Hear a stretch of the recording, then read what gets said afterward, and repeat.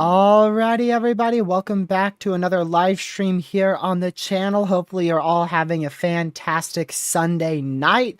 Let's see what we have in here so far. We have Ben, Indiana, Rockets, Forest, Maddox. We have Kinda, Legacy, Caleb, as well as Phoenix, Indiana, and Tapwater, and everyone else who is in the live stream that I may have forgotten to welcome. Or if you're just not chatting, glad to have you in here too. Let's see, Weston Weatherwise, Pizza. Oh, we got pizza in here. Let's see here. If I'm Sam, welcome to the stream. Misty, Joy, as well as Edits, Storm Chasers. I'm sure I missed a few up here. Marcus and everybody else. Pete, there's so many of you guys. I'm glad to have you guys all in here. I'll be here probably for a while if I keep welcoming. I'm going to keep doing it. Welcome Candle and Indiana and Tanks as well. And Rango, glad to see you guys all in here. Okay, let's go and switch on over to our main screen here. Brooklyn as well, welcome to the stream. Wilkinson, welcome to the stream as well. So hopefully I got most of you guys. I tried. Maury, welcome to the stream. So in this stream, we're going to be talking about the opportunity for a very significant threat for severe weather across portions of the central United States. If you watched my video earlier, I'm sure you already know what we're going to talk about. We're really going to talk about everything I talked about in that video, but a little bit more in depth. We're going to go a little bit more in depth on the agreement between model runs, as well as some specifics that we may eventually be able to see, our exact hazards, who has the best chance for severe weather in my opinion, and we'll go over all of that in my stream today. We'll probably be live here for quite a while. We're not going to be doing an hour stream today. It is going to be a bit longer. I don't plan on cutting it at just an hour. There's a lot to talk about, so yeah, we're going to try to kind of go through it slowly, but not to the point that we're here all day. Alrighty. Let's start with the most important thing here. We'll get on with our Storm Prediction Center outlook now. We'll just use Radar Omega for this at the moment. So for today, we have a marginal risk, very confined 2% chance for tornadoes. Also confined area for some damaging winds and a slightly larger hail risk today. Overall, nothing significant. It looks like this trended overall a little bit more messy, so we didn't see that upgrade to a slight risk, thankfully. Haven't had any tornado warnings today or yesterday. Tomorrow, not going to see much either. Just some general thunderstorms along coastal areas out here in the southeastern U.S. And tomorrow's going to be the most inactive day that we see this week. I mean, we literally only have this, I wouldn't say small general thunderstorm risk, but generally a smaller thunderstorm risk for severe weather. Probably the smallest one we're going to end up seeing for the entire week this week. And then as we go on into day 3, Wait, hold on a second. Is that correct? Maybe I was wrong. Maybe tomorrow won't be the most. Wow, we actually don't have a thunderstorm risk on day 3. I apologize. Never mind. Tuesday is going to be the most inactive day of the week. We don't even have a general thunderstorm risk on Tuesday. That's crazy. I wouldn't be surprised if they introduce a general thunderstorm risk on day 3, either in southwest California or in the northwestern U.S., as that atmospheric river moves eastward into California, southern Oregon. That's going to be our big trough that causes severe weather, probably on, it looks like, Friday. So, yeah, I wouldn't be shocked if we get a general thunderstorm risk there, but actually nothing outlined on Wednesday, which is pretty surprising, but then again, that is how it is with severe weather. You know, you have a calm before the storm. So we're literally going to have some rain showers in the western U.S. and that's it on Tuesday. And then we go on into Wednesday here. They haven't outlined anything for Wednesday, but I wouldn't be surprised if we do eventually see a marginal risk or a slight risk for severe weather out here in Oklahoma, Texas, Louisiana, Arkansas, Mississippi.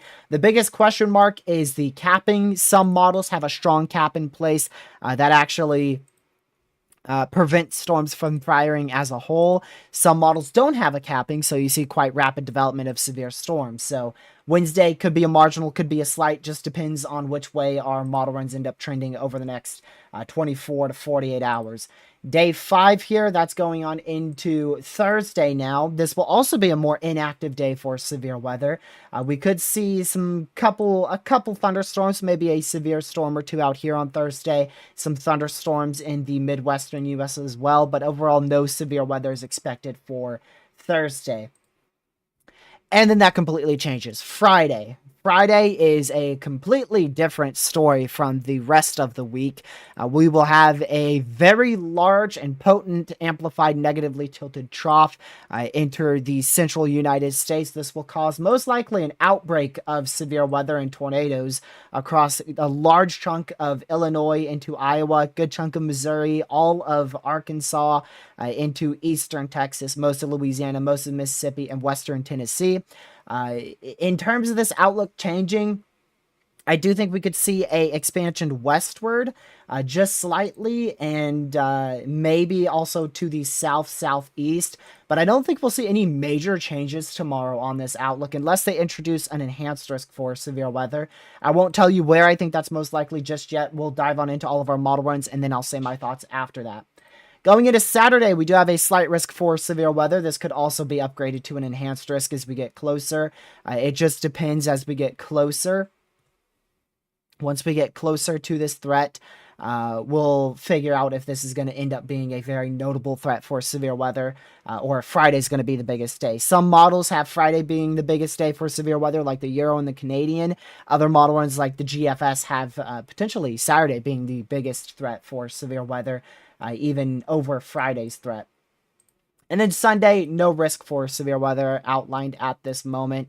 The only area where I think we could see some severe weather is actually a widespread area, but I think it will be a large area of relatively low wind, damaging wind threat.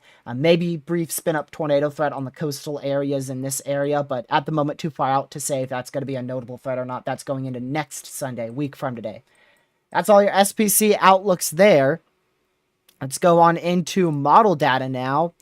Our most favorite thing here, what we spend hours looking at in these live streams, depending on how long we are live. So right off the bat, I'm going to just start with saying the GFS is an outlier for severe weather at this moment. If we go ahead and pull out to your 500 millibar trough, and we look at Friday's threat, we're going to note all these locations. So we're going to do 18Z, 18Z as a whole. It's 2 p.m. Eastern. So GFS has your low here on the 18Z here. If we go to the Canadian, look at that difference. Now your low is back out here on the Canadian model run. And if we take a look at the European model run, you'll see that's closer to where the Canadian has it, generally right in this area. So the GFS is about a good solid 6 hours. 6 hours too fast with your trough ejection. That is the matter of a notable threat for severe weather in the northern U.S. and barely any severe weather in the northern U.S. So I think the GFS is too aggressive with our threat for severe weather up in this region. I think it is way too aggressive. It really pinpoints that area for the potential of significant severe weather for Friday. And I think it's going to be a little bit more south. Personally, I think we're going to end up with our greatest threat more to the south of what the GFS has been outlining. I think we'll still be looking at Missouri, Illinois, but I also feel like we'll really be primarily looking at Arkansas. If we take a look back at the European model run, you can see here at 00Z, at 00Z, this is our defluence aloft. We're going to really pay attention to those reds and yellows. And you can see that mainly overlaps right over Arkansas, Missouri, northern Louisiana, northwestern Mississippi, western Tennessee, western Kentucky, generally in that area there. If we look at the precipitation, you can see that's where it ignites the most intense thunderstorm. So I believe that the European is probably the model run that handles this the best at the moment. The GFS seems to be too fast, and the Canadian is just not a good model run as a whole. So I'm really looking at the European model run being the most likely case scenario. And I do want to check this because I haven't checked this.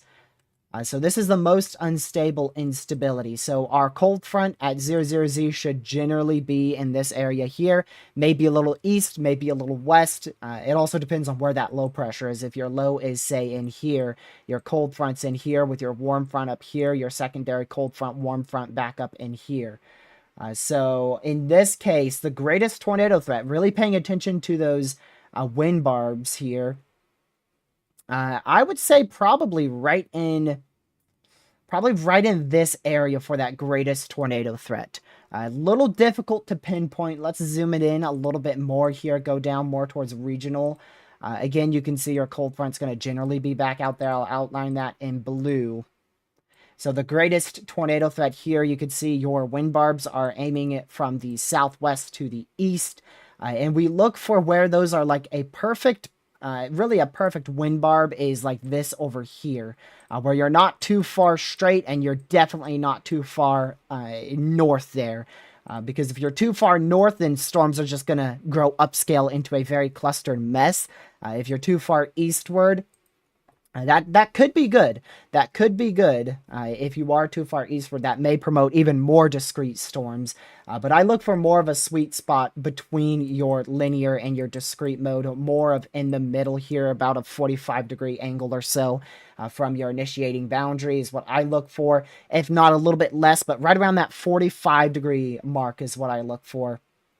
These may be a little bit too to the northeast. They still look about 45 degrees, so this should, I know the Euro initiates this linear. That's because we're looking at, if you look, oh, you can't see it, but this is 3-hour precipitation, not 1 hour, not 1 hour precipitation. So this is where the greatest threat would definitely be on the Euro model. It looks like it would overlap into central southern Arkansas on this particular model run. That would, unfortunately, in this area, that would result in probably long track strong tornadoes being a possibility. We're going to have to wait until we get closer to see exactly where our model runs overlap this. You can see the Euro is obviously more confident in Arkansas. If we go to the GFS, I want to show you the GFS model run. This is going on into Friday night, Saturday morning. So the GFS is quite considerably different. You can see your 00Z, same time frame, by the way. Look how much more east your cold front is. It is way out here at 00Z compared to the European way back here in Oklahoma and eastern Texas. So the GFS results in still a very significant threat, but the GFS would be a lot more widespread for discrete storms. Instead of just having discrete storms over, say, Arkansas, this wind barb here promotes discrete storms pretty much along the entire initiating boundary. So you're not just looking at one area for a strong tornado threat. You're really looking at the entire cold front with instability. So that would include, if we just go back, I mean, you're looking at this whole area for the opportunity of long-tracked tornadoes, maybe strong tornadoes, depending on the ingredients. But I think the GFS, like I said earlier, is way too aggressive.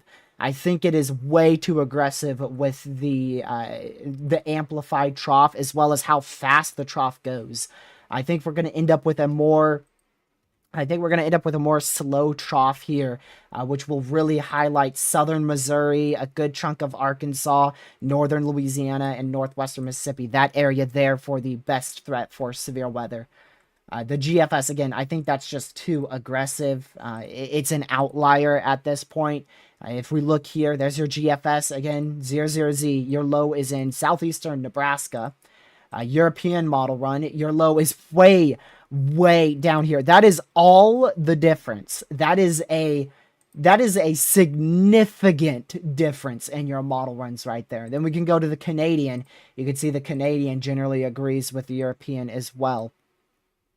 So that is a very, very big difference there for 00Z Friday night. You're looking at about 8 p.m. Eastern. So with this being the most likely case scenario, let's go back to your European, your most likely case scenario here. This would be, I hate to say it, y'all. The most likely case scenario is a nearly completely overnight severe threat.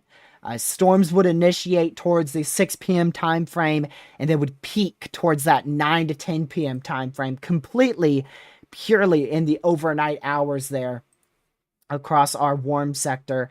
And the greatest threat, again, would definitely be focused over southern Missouri, Arkansas, generally that region there. You can see all the defluence here, that huge area of defluence aloft.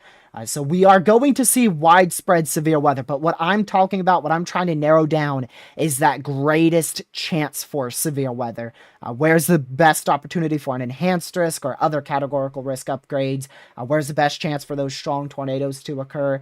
That's what I'm looking at. This whole area of where we see defluence is probably going to end up seeing severe weather Saturday night into Sunday morning. That entire open warm sector there will most likely see severe weather, at least in the form of damaging winds. Most of you guys will also be in the risk for spin up tornadoes, but that greatest tornado threat is what I'm trying to narrow down here. If we look at the lower level jet, you can see that's really primarily focused over southern Missouri, a good chunk of Arkansas, Mississippi, western Tennessee as well. This is just one model run, so I think it's going to shift around a bit. It will probably shift a little bit to the north as well. You can see in the overnight hours. I'm telling you, Euro is just a full overnight. It's a full overnight event, and look at that cranking lower level jet. Huge area for a lower level jet there. The good news is, if we look at instability, you can see most of that cape is going to be limited to the southern side, at least on your European model run. Really limited on the southern side of that risk for severe weather there. So that's why I'm thinking this. I'm thinking the most likely case scenario will end up being more south for your greatest severe threat than I originally was thinking. I do believe it could shift somewhat to the north. Because our Euro model is a little bit slower and our GFS is a little too fast, so I think they're going to meet somewhere in the middle. So overall, after just doing a quick analysis over this, the general area where I expect the greatest threat is from southern Illinois, southern, maybe pushing central Missouri, back down into this region here. That is a larger area. So yeah, we'll see. We'll see about which way these model runs trend here, but definitely leaning more towards the European. That's where I personally think the greatest threat for severe weather will exist. The slight risk for severe weather will be a lot larger than that, but I do think we could see a quite large enhanced risk. I don't know if that's exactly where the enhanced risk would end up being. You can see the Euro really initiates the strongest thunderstorms pretty much exactly where I circled there. Pretty much exactly where I circled. And like I said, I do think this is a little bit more north than what the Euro shows for the greatest instability. You can see here the Euro doesn't have the best instability going into central Missouri. 900 to 1,000. So I do think we could see a little uptrend on the euro, and I think the GFS is overdoing this significantly. I mean, look at the GFS. The GFS just has an absurdly large favorable warm sector here for Friday into Saturday morning. And I just think that's a little bit too over the top at the moment. And again, you can see the GFS. Look at the GFS initiates right here. It initiates in a semi-discrete to discrete fashion along most of that cold front. And I just feel like that's a little too aggressive at the moment. I'm not for sure, obviously. We'll just have to see which way it trends. And we're going to pay very close attention to that. But again, I'll show you the difference here. If we go to your model runs, this is the CFS model run here. That places your low. I zoom this in for you. There you go. So CFS places your low right in here. We'll go back one here. So there's your GFS. You can see your GFS way up here into Iowa, Nebraska, parts of Missouri, and Kansas as well. Other model run, the Euro model run, places that back down here. Now, really right on top of where the CFS has it. And then finally, the Canadian also really agrees with the other three model runs. So you can see how the GFS is just hanging out there, right? I mean, let's go ahead and just quickly measure that generally speaking here.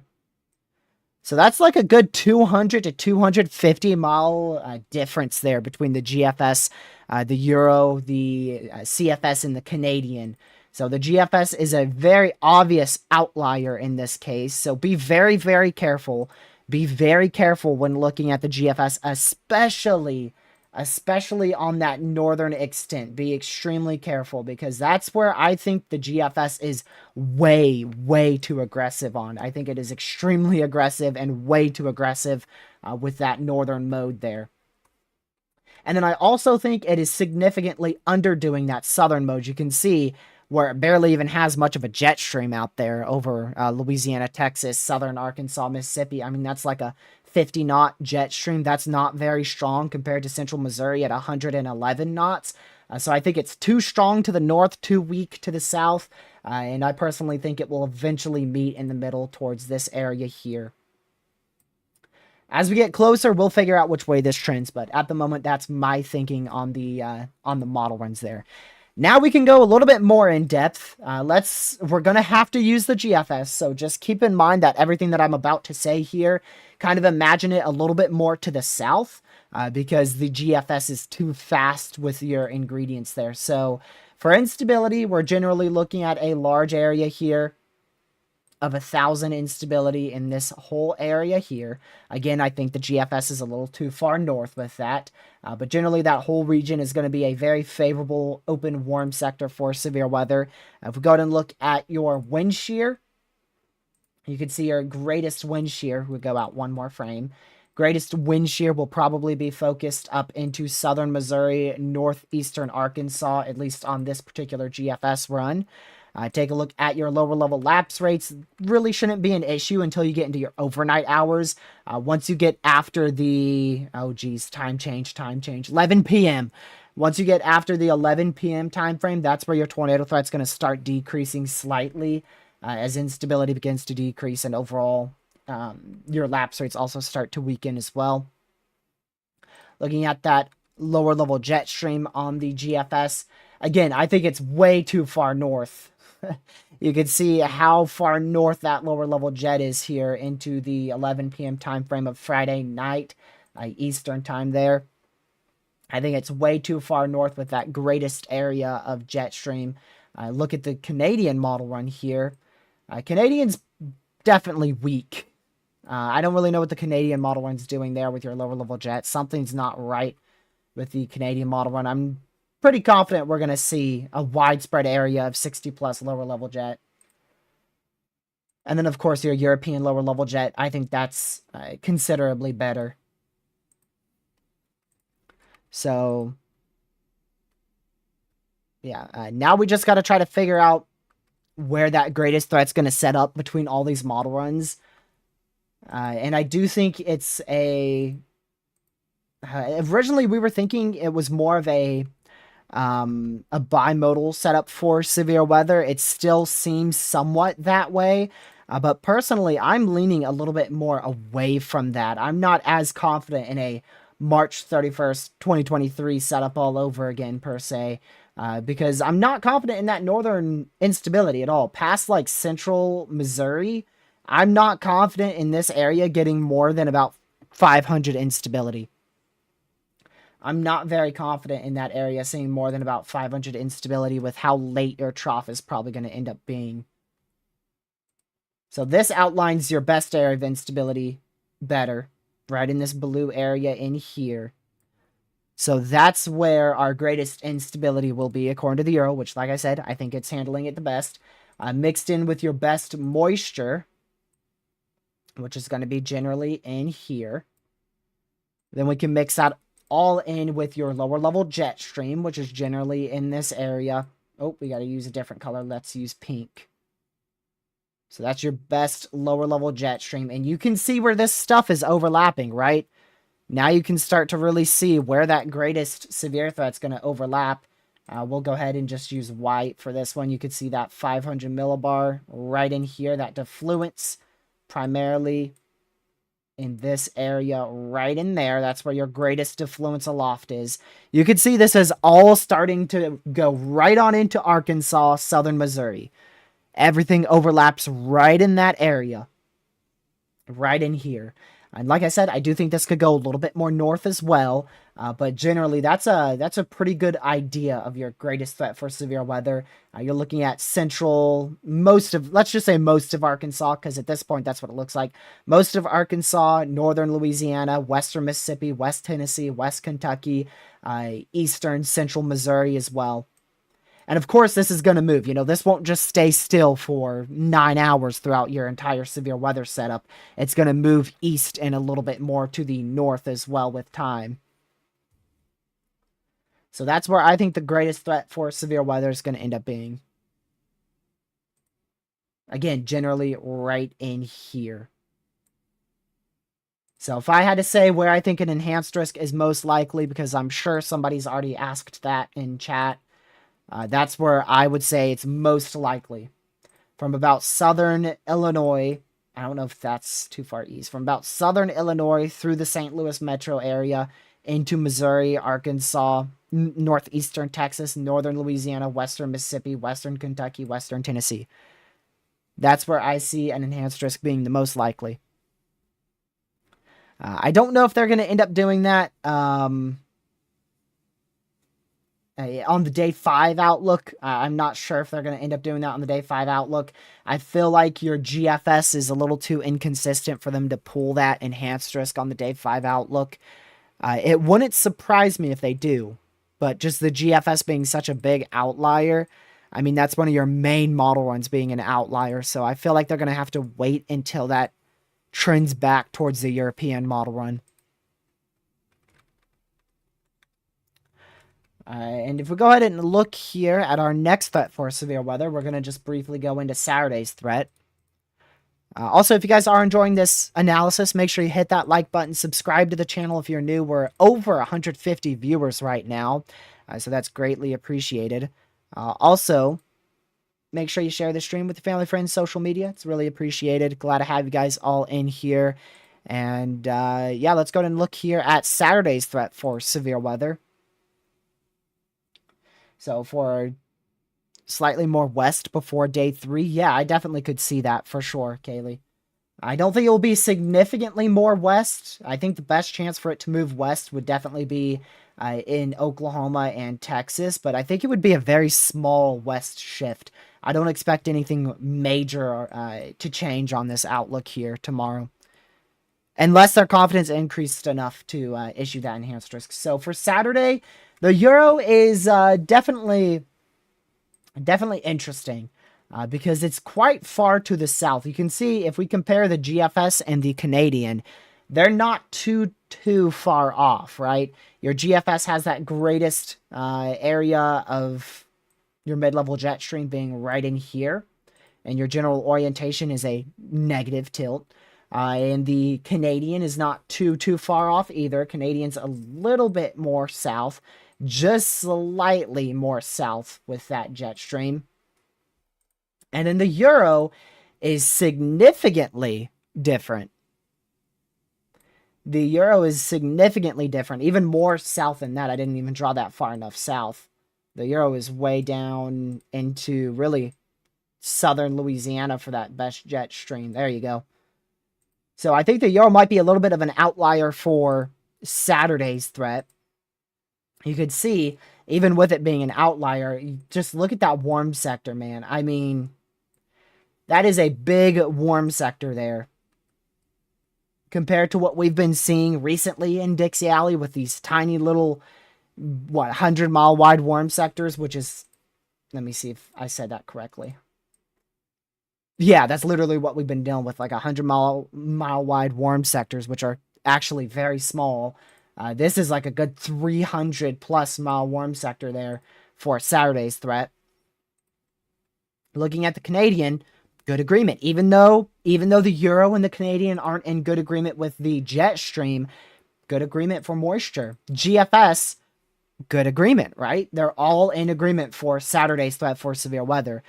So right now, at this moment, I do believe this is more of a QLCS spin-up tornado threat. I don't feel like this is a very significant tornado day, even though your ingredients will probably be quite absurd. You can see this large area of blinding colors here because it's so high-end on the color table for Saturday afternoon. I do feel like we will end up seeing a more sloppy mess as opposed to a organized line of severe storms. Zoom out a bit for you there. So you can see the GFS is just a slop. It's really just a slop there. And if we go over to your wind vectors here, that looks the same. You can see your cold front right in here with a very linear, very much linear shear vectors there. Couldn't get that word for some reason. Very linear shear vectors there on your GFS. Extremely linear. So I think that we will see... more of a spin-up tornado threat with that QLCS and very messy line. And of course, we're going to have a risk out here. It looks a bit better. It does look a little bit better in this area for 2 p.m. Saturday. Then if we go over to 5 p.m., it looks a little bit better further east. But it's got to be well out in front of that cold front. It's going to have to be well out in front of that cold front. So your cold front again, I'm going to have to check dew points so I can pinpoint it for you. So again, there's your cold front right there. Really good warm sector. So I do think we will see prefrontals. I don't think there's a way we can avoid prefrontals on this day. I really don't think we're going to be able to avoid prefrontals. And there's your best instability, your best ingredients. I'm just looking at everything just quickly here. So yeah, again, there's your cold front right in there. Looking at those shear vectors, they are pointed to the northeast. So that is completely linear shear vectors along the cold front. And they do get better out here. Like right in front of that cold front, right in here. They get substantially better for discrete supercell environments there. A lot better. So I don't believe there's a way we avoid prefrontals. And I want to take a couple soundings here to figure out your EML. Let's get one in the morning hours. Dang, that's a crazy environment for, what is that, like 10 a.m. in the morning or so? Then we'll go on into out here. We're going more east because we're looking at the open warm sector. We're not going to look right on that cold front. We do not want to look on that cold front right where the greatest forcing is. Wow. Okay. So no dry air issue. That is in the morning. That is a good EML. So that would prevent a significant amount of overconvection. Still might get some overconvection to sneak through there. But that's really solid 2,000, almost 2,400 instability, almost 7 lower level lapse rates, plenty of wind shear. You've got a very classic hodograph for Dixie Alley there. Let me go and switch it on over here really quick so you can see it. There's your whole sounding. So very classic hodograph. Really, really good instability. Lapse rates are at about 6.6. Good wind shear. Very good veering. Like I said, little EML in place. That's not per se a strong EML, but it is more of a widespread EML. So say if somehow a thunderstorm managed to fire up into the 700 millibar level, then it's still going to have to go through even more of that dry air, and it's just not going to be able to get through that. So I don't think we'd see much of a morning convection issue there. Now let's see if that erodes. That's going to be the big thing. Is this going to erode by, say, 2 to 4 p.m. Eastern? Here is the next time frame, which is 2 p.m. You can see that EML is already considerably weaker. And that is why you get a PDS tornado sounding here on your GFS model run. Still an EML in place at 2 p.m., which is not unusual, but it's a lot smaller. That is definitely something that storms could work through. It's not significant to prevent prefrontals. Now, the next sounding is everything. If there's still an EML in place, that could be a big issue for a storm development. Not bad. I do see your EML is stronger. See how your EML is a bit stronger there? So that is definitely a bit more of an issue from the other sounding. And this is for 5 p.m. Eastern, so that is a little bit of a stronger EML. And a more sharp EML there. But really, both of these, storms, in my opinion, I think storms would be able to work through both of these EMLs. They're not, like, intense EMLs that would be able to prevent, supercells from firing. That morning EML is pretty strong. I think that would definitely prevent overconvection. And EML is dry air aloft. So I do think that would be able to prevent convection in the morning hours. The afternoon hours, you're probably going to end up with some supercells trying to fire. And then in your late afternoon hours, everything's going to go absolutely haywire. Everything would go absolutely haywire here. So, yeah, almost 7 kilometer lower level lapse rates, 1.6 instability, 1.6 thousand instability, ridiculous amount of wind shear, just stupidly elongated hodograph. Definitely a sounding that is favorable for long track, strong to intense tornadoes in the open warm sector there. And man, yeah, no. Look at that. Look at that nice, beautiful, open, warm sector right there.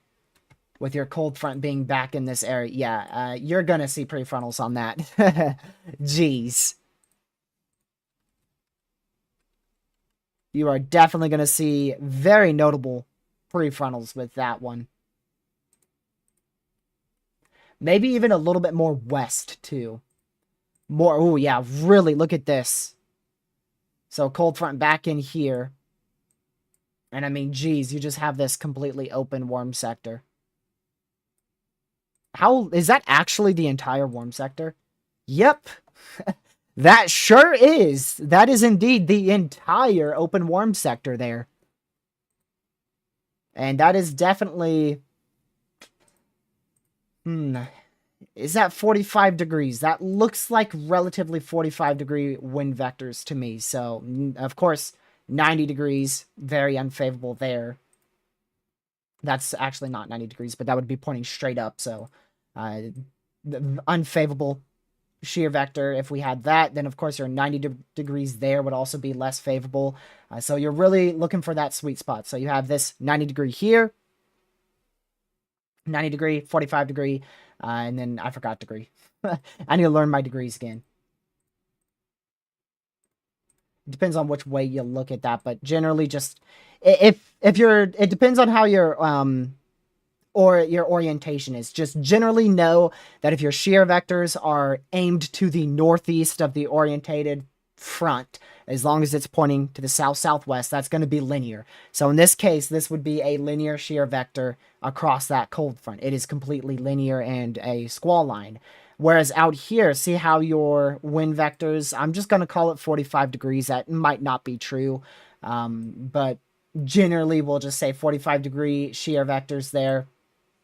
That is all favorable for supercells. That means once your supercells start to funnel in, so let's go back to your, let's go here. Let me find it. There you go.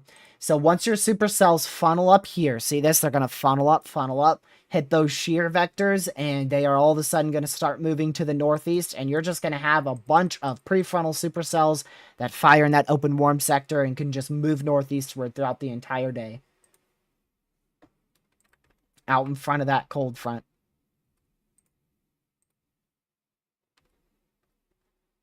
So that would, if this ended up happening, this would definitely be a extremely high-end threat for severe weather for Saturday. Will it happen? I don't think so. You could see here, Euromodel, which is more realistic. That shows a very messy squall line. Still could see some prefrontals in the open warm sector, but I personally believe GFS is just way too over the top. So I don't think Saturday will be a very significant day like the GFS depicts.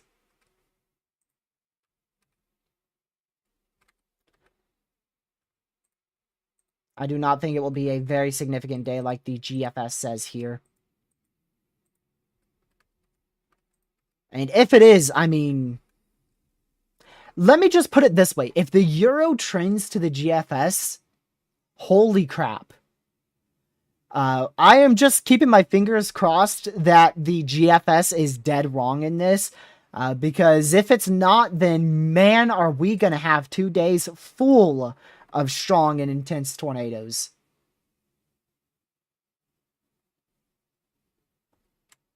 So I really hope the GFS is wrong here. And like I said, it is a big outlier. It is a big outlier at the moment. So I'm quite confident that it is an outlier.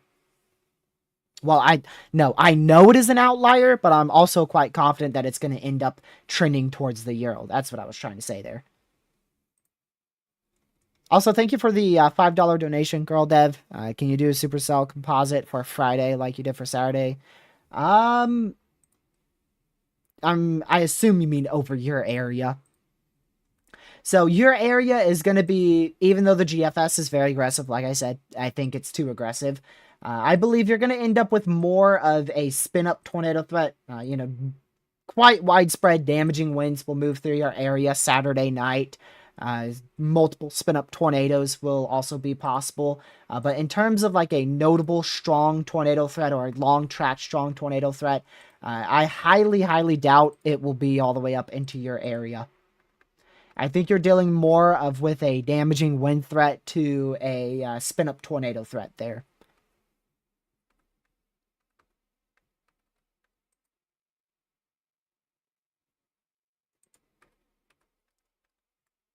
So I don't think you'll end up with a ridiculous risk, Girl Dev. Definitely something to watch and keep an eye on, but I don't think you'll end up in the primary risk for severe weather.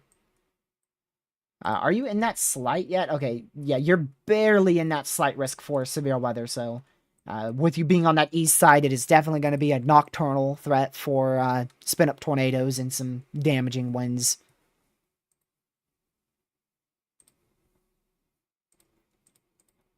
I haven't even seen the 18Z yet. Let me go to a different site that will render that in quicker.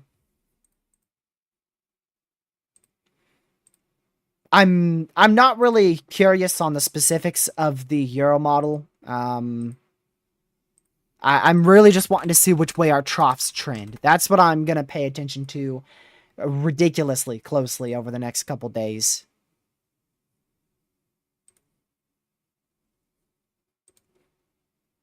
Okay, can I get the 18Z now? Nope, 18Z is not in for some reason on this site. I don't have any site that gets it very, very quick. Definitely not that. Do you have it in yet? Nope. These free sites get it a little late.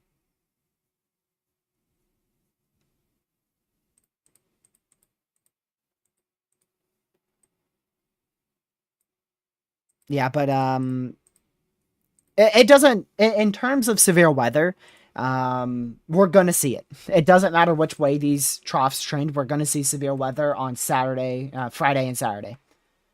They're both gonna be days for tornadoes. But if we're talking about a historic level severe threat, like I've seen on Twitter, then the GFS is going to be the model run that would deliver on that. So let's hope that the GFS is wrong. Like I said, at the moment, the GFS is an outlier. So again, you can see 18Z Friday, European low pressure way down here into northeastern New Mexico. GFS way up here into almost central Kansas at that point. Canadian model run, little in the middle there. Kind of in the middle. That's a blended in color there. There you go. So that one little low right there, right up in here with the GFS model run, that would be the model run that would give you the best chance at a potentially historic severe event for this time of year. I don't think it's going to happen, and I really hope it doesn't happen, because again, you can just see right in here all of these semi-discrete supercells that would end up popping up across much of your warm sector. And they would be able to survive for 6 hours, pushing to the east-northeast like that. Once they fire, they'll fire about, if this is correct, they'll fire about 5 p.m. Friday, and they won't really congeal up into that line until about 11.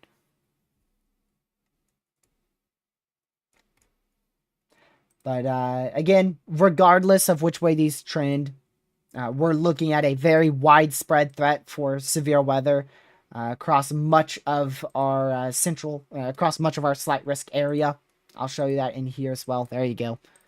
So across much of this slight risk for severe weather, we're looking at a very widespread threat for damaging winds, multiple spin-up tornadoes, multiple spin-up tornadoes there. Most likely a few strong tornadoes, maybe an intense tornado, and possibly even a long-track tornado threat will be a possibility here. Exactly where that sets up is the biggest question mark. That's the biggest question. Where in here will we see that strongest tornado threat set up? At the moment, GFS is really... GFS is really like this entire portion of the slight risk for your strong tornado threat. It's really like that whole area, whereas the European model run is more confined to like this region in here for that strongest tornado threat. Maybe even a little bit more to the west-southwest.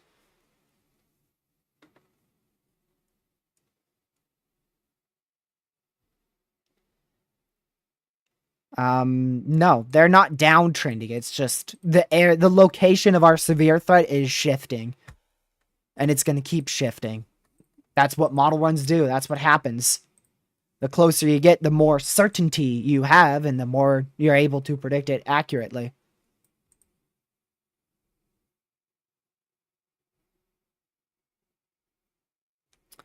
All right, let's go back over to our main models again.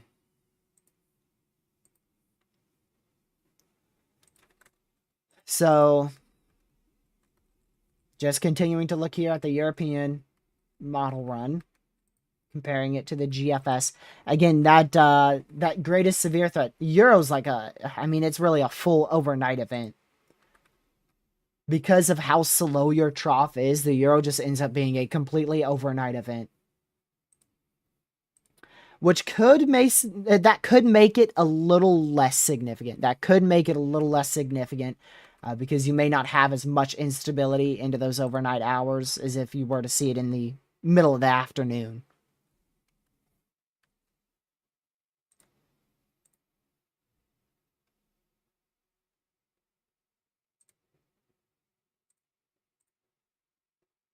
So we'll see what that ends up going with.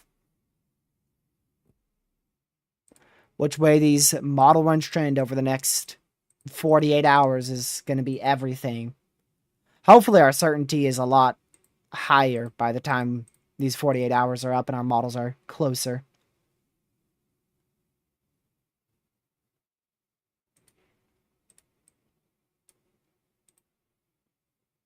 Considering by your comments there, I probably have gotten more sunlight in the last 24 hours than you have in your whole life. By the way, if you say something hateful after I just responded like that, you'll be banned. I don't give a crap. I'll ban you right off the bat. That's your one and only warning.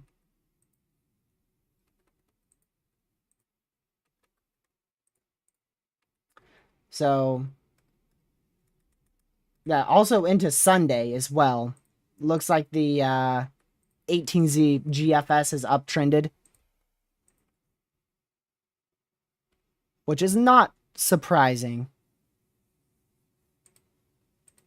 I'm not surprised whatsoever. Because more Model 1s, more of our ensembles have shown a larger warm sector, so the 12Z, it was more of an outlier there.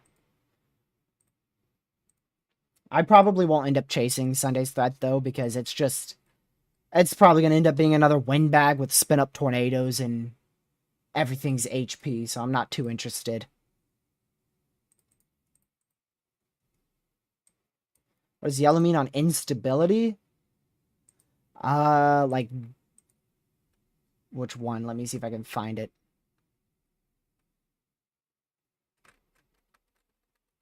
I don't think we've seen yellow instability. Where did you see yellow instability? If you did, that's crazy. Yellow is 3,000 plus instability. Was it on here? Oh, it was actually. Look at that, yeah. 3,200 instability there.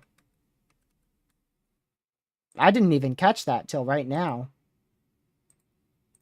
However, your forcing's a little misaligned there, so yeah, you don't even get thunderstorms in that area. Your cold front's too slow.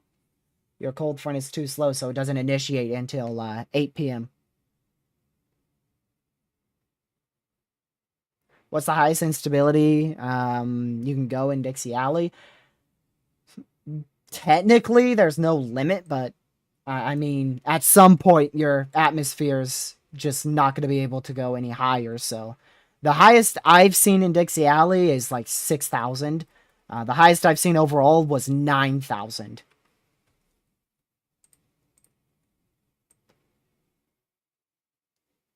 I've seen 9,000 before in Texas, and then I've seen 6,000 in Dixie Alley. I did say technically there's no limit, but I'm sure there is a limit to where you just can't simply get more instability, and it's actually like scientifically impossible to get more than a certain limit or a certain level of instability. I'm sure at some point the atmosphere is like, yep, that's too much. It's literally impossible to get higher than that. In Arkansas, yeah, there's going to be a lot of instability in Arkansas. I think Arkansas is the main state to watch. If I were to chase this threat, that's where I would head out a couple days before. Just simply because models are in the best agreement for Arkansas to see severe weather. That's where every single model run, the GFS, the Euro, and the Canadian, they all have severe weather happening in Arkansas. Every single one of them. How high end of a threat will it be? I can't tell you. It's a little too far out, but I do think you will end up in at least a level 3 out of 5 enhanced risk over much of Arkansas. The more west you are, the less chance you have, at least from what I believe here. So if you're in like Fort Smith, Arkansas, that's probably where you have the smallest amount or the smallest chance for severe weather. Whereas if you're in like Little Rock or Jonesboro, that's where your highest chance will end up being. What's going on out here in Georgia? Oh, just some general thunderstorms overall. Not anything really crazy. Half-inch hail. Yeah, see, this is, if we're going to get a tornado, today, it's probably going to come from one of these storms moving into Florida. However, I feel like they're going to be too clustered together and too messy for a tornado today. 2 days ago, we were thinking that this would be up here to the northwest. And then slowly it trended more to the southeast. And now we don't believe we have much of a tornado threat today. That is why the SPC kept it at 2% instead of a 5%. Northern Illinois. Depends where. If we're talking like Rockford, that might be too far north.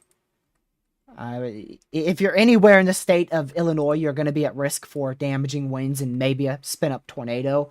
But in terms of the greatest tornado threat, I feel like that's going to end up being west-southwestern Illinois. Like, your greatest tornado threat is going to end up being out here in Illinois.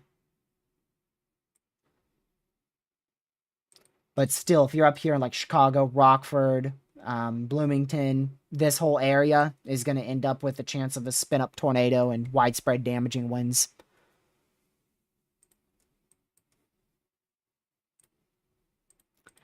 Obviously, we will be live for this event through probably much of the evening and some of the night hours. It depends on exactly when storms fire. So I can't tell you when we'll go live, but we'll probably end up being live around the 3 p.m. time frame on Saturday, or rather on Friday, 3 p.m. Friday. And then we'll probably track all the way through till, say, like 10 p.m. or so. The higher the threat gets, the longer we'll be live. If it stays a slight risk, which, if this stays a slight risk, man, that would be a miracle. It would be a miracle for this to stay at a level 2 out of 5. I don't really see a way how we don't end up with a large enhanced risk here. Unless something completely falls apart, there's just no way we don't get an enhanced risk. Southeastern Michigan, that's definitely more of a Saturday threat for severe weather. It looks like Saturday early afternoon. Your greatest threat will be in southeastern Michigan. That area there could see a slight risk for severe weather, generally in that vicinity. The main threat will most likely end up being damaging winds and a brief spin-up tornado. Exactly how high end of a threat that may get, well, we'll have to determine that once we get closer. We're a little too far out to say how low end or high end that severe threat may be out there for Michigan. But you can see our model ones are in good agreement that Michigan will see severe weather. Birmingham, Alabama, by far, your greatest threat, by far, by a milestone, probably won't end up being even close, will be Saturday night. Friday night, you could see some isolated damaging winds Friday night into very early Saturday morning, but your main threat by a milestone will definitely end up being Saturday afternoon. By a milestone.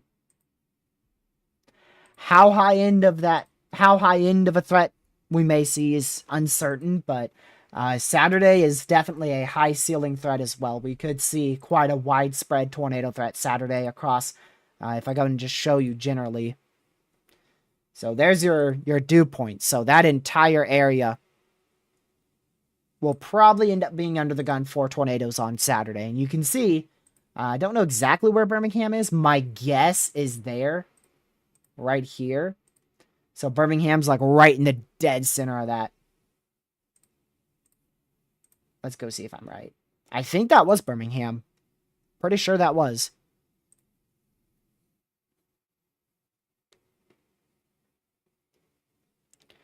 Well, hopefully this threat's the same. Hopefully we keep seeing downtrends. I mean, the 18Z GFS definitely did downtrend on moisture, so that's a big plus right there. So hopefully we keep seeing that.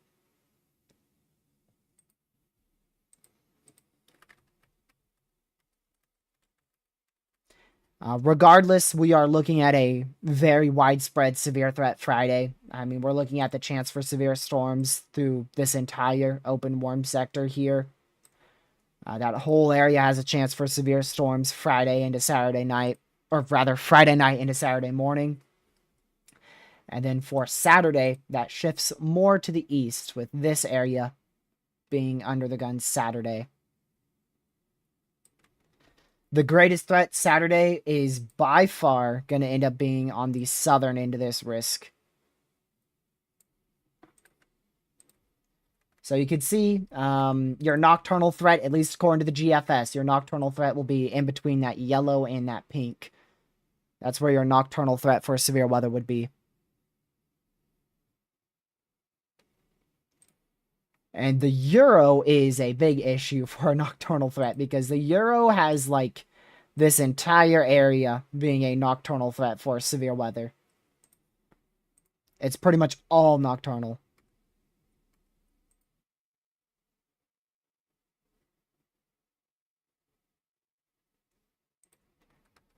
This ain't gonna do anything. Every event has underperformed and has been overhyped. Bear with me. Let me just...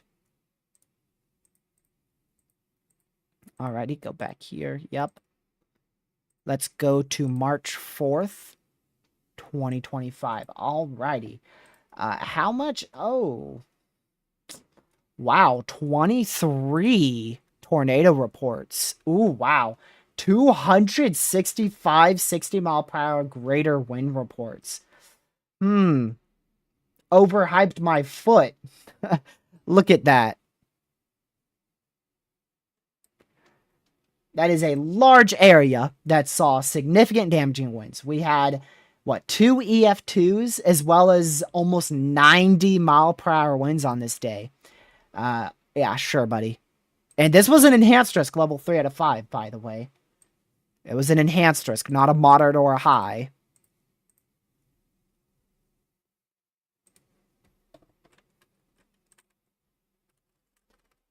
DRG uses facts like a weapon. Yeah, because I don't like to be wrong. I try my best not to be wrong, and I try to give accurate forecasts. And when they don't verify, for instance, if I'm calling for the potential of strong tornadoes and they don't verify, I'm not going to be mad about that. You know, I don't want to see strong tornadoes, but I also don't want people coming into my chat and saying every single event is overhyped, and then literally the event we just had verified.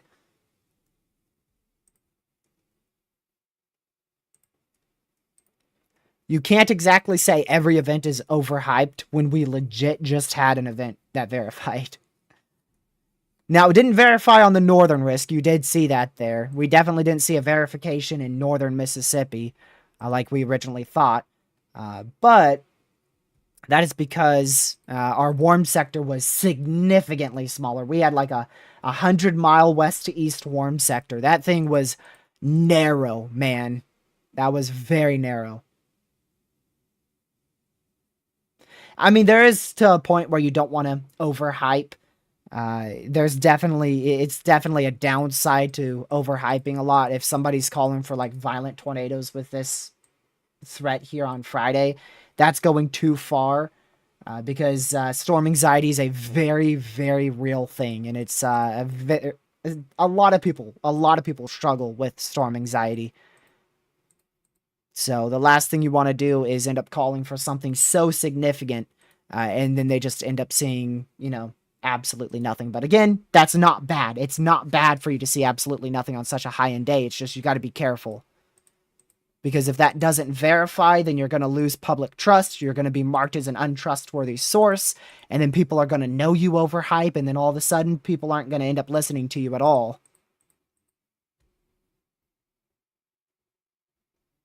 So it has its upsides and downsides. You don't want to overhype, and you also don't want to downplay things either.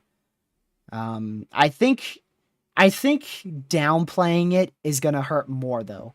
Because if you downplay a severe event, say the SPC has like a 30 sig tor, right? And you're calling for a tornado or two, and there ends up being like 100 tornadoes. You know, that's going to be a lot more dangerous because that could actually cost people their lives. Whereas if you overhype it, some people may get worried, and unfortunately, some people have very severe storm anxiety. So it's still not a good idea to overhype, but yeah, underhyping some events could lead to fatalities. You got to find that balance, and that's what people struggle with. That's why it's a little difficult and it's a touchy subject. Because if you overhype, people have such bad storm anxiety, and you're going to end up, being an untrustworthy source. And then if you underhype things, especially if you're an official source like a NWS meteorologist or the SPC, you could actually cost people their lives. So it's very difficult to find that middle ground.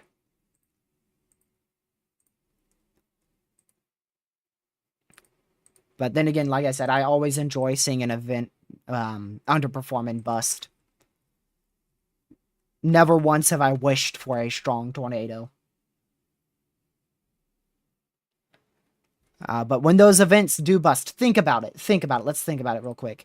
If you are involved in the weather community and there's a 30 sig tour over Oklahoma and you end up with 1 to 2 tornadoes, that entire community goes ham on the SPC.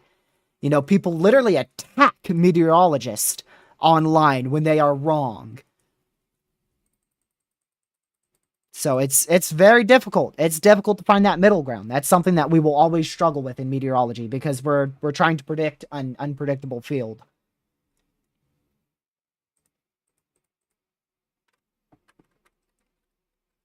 And then of course you get the events that overperform and then people attack the SPC because they didn't go moderate or high risk. And then obviously you have all the weather weenies on Twitter who are saying 50 tornadoes possible tomorrow. I saw something. I'm not kidding. I saw someone for Friday. Somebody said 100+ tornadoes expected Friday as it's a repeat of March 31st, 2023. Those are the type of people that you just need to completely ignore. If anybody's saying it's literally a repeat of March 31st, 2023, I mean, that's just insane.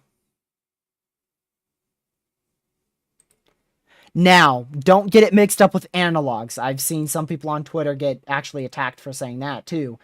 This is similar. It is similar. It is similar to March 31st, 2023. It has the trough is generally similar to that day.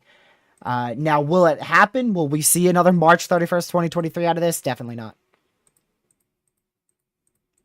Like I've mentioned in my other live stream, there is never two exactly the same troughs. Never. You will never have two same events. You can have analogs, which means it's similar, and that's a good way to forecast. Definitely keep using analogs. That's a good way to forecast what could be a possible event. But then again, you also need to take into account what's higher and then lower compared to that analog and then the event you're forecasting. So, what do you see, Caden? I saw it earlier today on Twitter. I'm not even kidding. I saw someone say that 100+ tornadoes were likely. I wish I could find it again.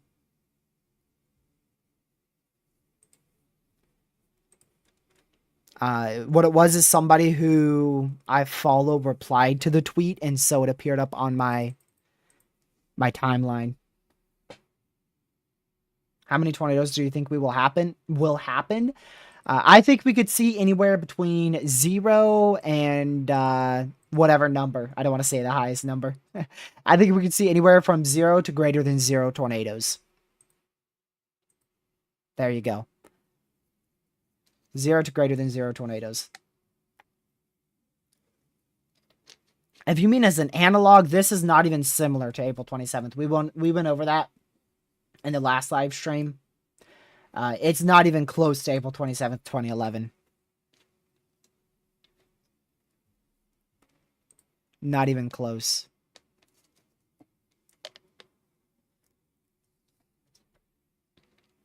I'm going to be bold and say we will see 1 tornado this week. Canceled. I'm calling you out on Twitter. You're gone. Cancel them. Hypecaster. Unreliable.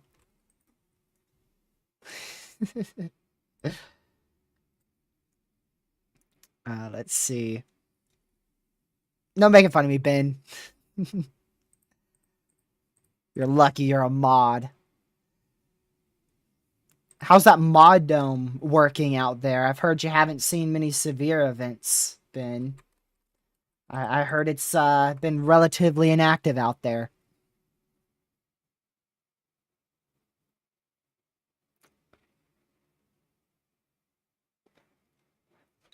Can you talk about April 27th? What makes it so special? So they were referring to April 27th, 2011, super outbreak. So I don't want to go too in depth with it because we'll be here for another 2 hours if I do a full analysis on it. But just the day itself produced. Oh my word! I don't even know how many tornadoes. I'm gonna go look at it. That way I'm not wrong. Let's see here. April 27th.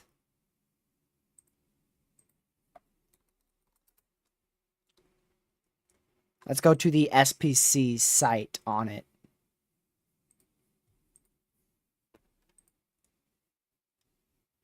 So this is the Outlook, the storm report map, just to show you how crazy it was.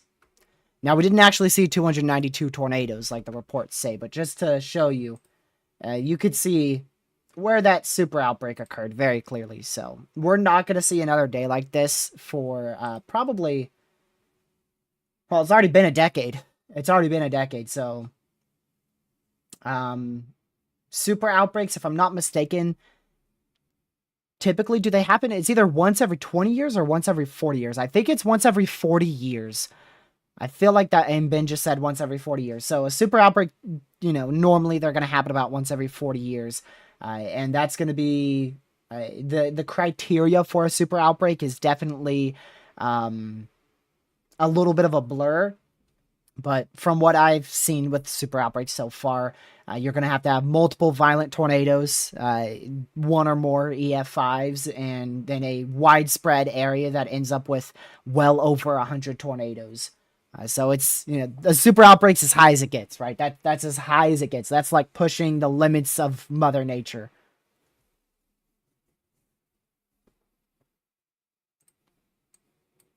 And that's what made 2011, April 27th, 2011, so unique because it had a super outbreak. So the next one we're due for a super outbreak once we get towards like, what, 2050? So we're almost halfway there. So just anybody ever comparing any trough to April 27th, 2011, and it actually being like that in terms of verification, just don't listen to them.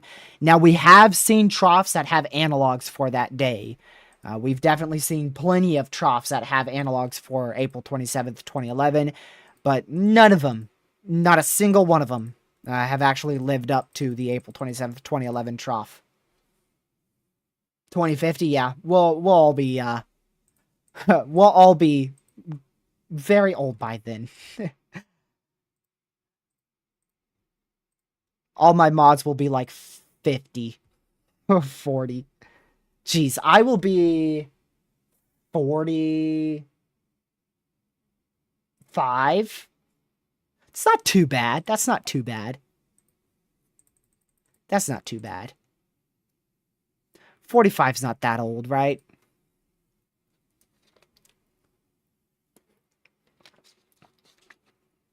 I don't think 45's that old. And yeah, in terms of a moderate risk for Friday, we're gonna have to wait until we get closer.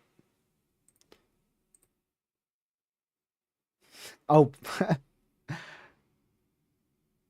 chat just the chat went a little fast there. People started typing in their age.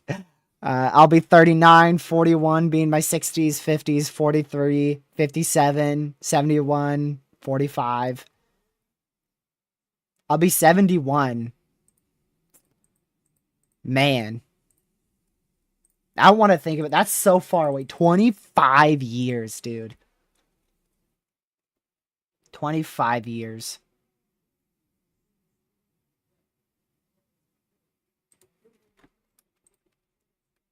So for Friday, the highest chance for severe weather should be focused in this area here, at least from what our model runs say at the moment. And we could end up getting a moderate risk by day 1. However, it's too far out to say that. It's too far out to say that at the moment. But that's where I think we'll end up with an enhanced risk generally in there, and then we'll probably end up with a moderate by day 1 if model runs uptrend or continue the way they're trending. I hope I will still be live streaming in 2050. That would be pretty cool. That would be pretty cool. Hopefully it's more of Chase live streams though. 2050. What are we gonna be? What would the world look like in 25 years? Is there flying cars yet? Future me 25 years in the future. Is there flying cars yet?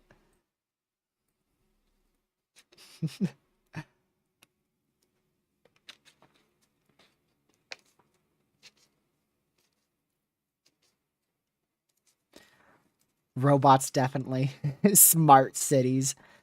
So it depends on, I'm guessing you were in an active severe storm. Lee, that could have been because of hail, but it's due to the way that light interacts with large rain droplets or hail. And it turns that area green. Typically, it is most associated with intense large hail makers.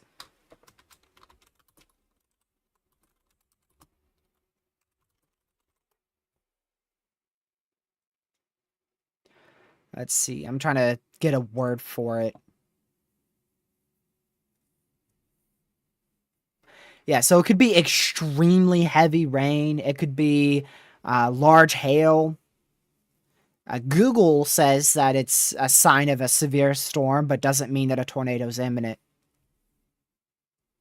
And also, here you go. This is a pretty good Google explanation.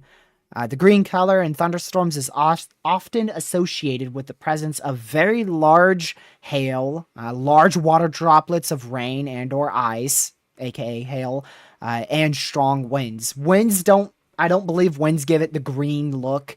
I'm very confident that it is either extremely heavy rain or hail. Because it's when the sunlight interacts with that large particle, then it scatters the light throughout the atmosphere. And then that's what you end up seeing. It's pretty unique. By 2050, YouTube will be a rain flame. That's a good thought. I wonder if YouTube will even be around in 25 years. I'm sure it will. Considering it's been... Wasn't it opened in 2005, invented in 2005? When was YouTube created? February 14th. Yeah, we just hit the 20th anniversary of YouTube about a month ago. Yep. So YouTube is barely older than me by like about 4 months. Yeah, about 4 months. Man, I'm streaming on a platform that's barely even older than me. That's crazy.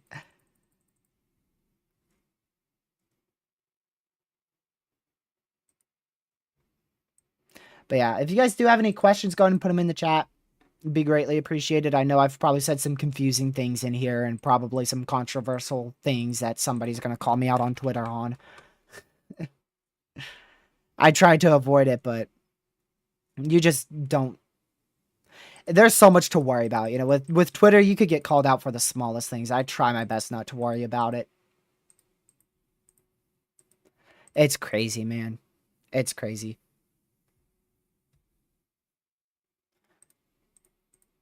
Twitter is a ridiculous site. Only reason why I'm still on it is because I have, it's a quite vital source, believe it or not. Even though I don't like it, it's a pretty vital source because it's a quick way to see the community's thoughts on severe events, and you get alerts quicker, and also you guys can send reports through there, adding me on Twitter, so it's, even though I don't like it, I have to have it. Also, we're 24 likes away from our like goal of 100 likes. We've got almost double the people in here than our likes. So if you haven't already, make sure you hit that like button. Like I said, I will definitely be live for sure. This is probably the start of our daily live streams, I imagine. I may fit in one more break. We'll see, but most likely this is the start of our daily live streams. We should be live, obviously, now. Monday, Tuesday, Wednesday, Thursday, Friday, Saturday, Sunday. Most likely all will be live streams. I just put out that video today, so I don't have to do another video for at least a week. I try to do about a video every week or a little over a week. About 3 to 4 a month. You guys like live streams more, and I personally do as well. All right, let me see if there's any questions in here. I refuse to call it X. I still call it Twitter. Let's see here.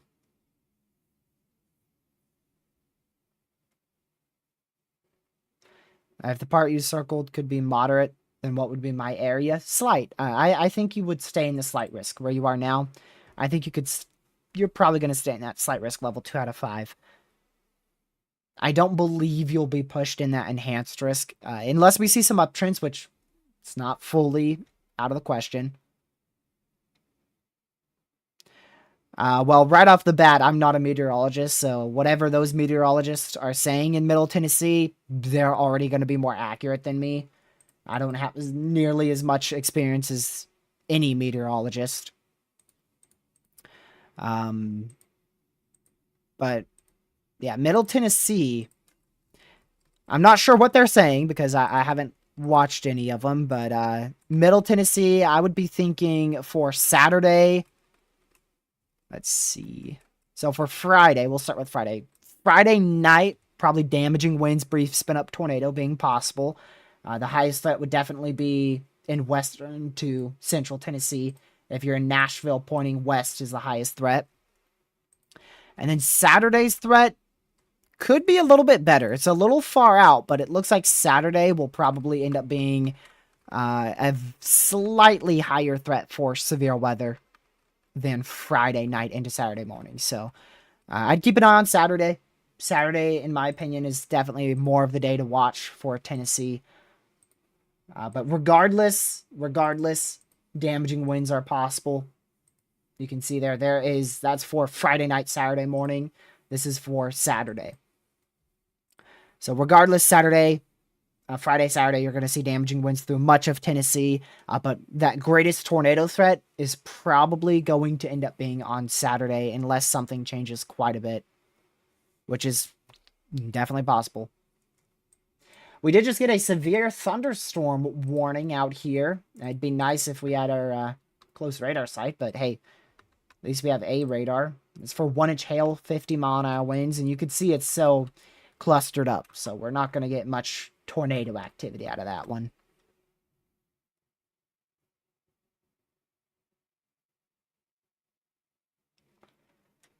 Let's see.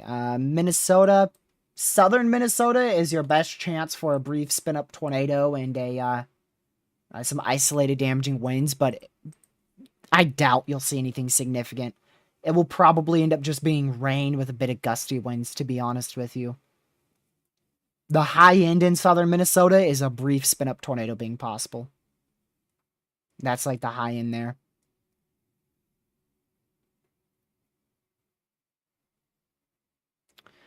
I'm only going to get a few of these. I won't be able to get everybody's town name here. So that area, I think you're in the main threat for severe weather. You are in southwestern Illinois, very close to the St. Louis metro area. So Saturday probably won't see much, but the main day is going to be Friday night. Friday night will be the main day for severe weather for your area. Probably after the 7 p.m. Central time frame. So somewhere between 7 p.m. Central and midnight Central. Once we get closer, we'll definitely be able to narrow that time frame down more. We're going to see the chance for multiple tornadoes and widespread damaging winds. We're looking at 70-mile-an-hour winds, multiple spin-up tornadoes, and a little uncertain, but somewhere in this region, we're going to end up with a threat for a strong tornado threat. I can't say for certain if it will be towards the St. Louis metro area or if it's going to be more to the south. But somebody in here is going to end up with a strong tornado threat once we get closer to the event. Main threat, again, Friday night into very early Saturday morning.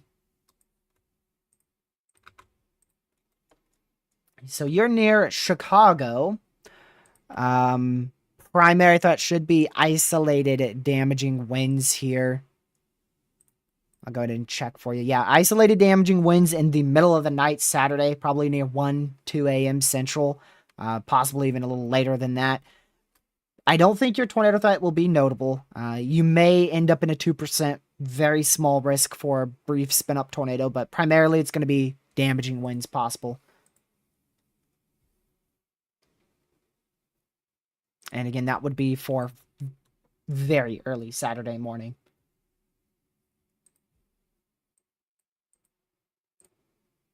Let's see here. Edwardsville, Illinois. Oh, I already did that one. So you are in northeastern Iowa.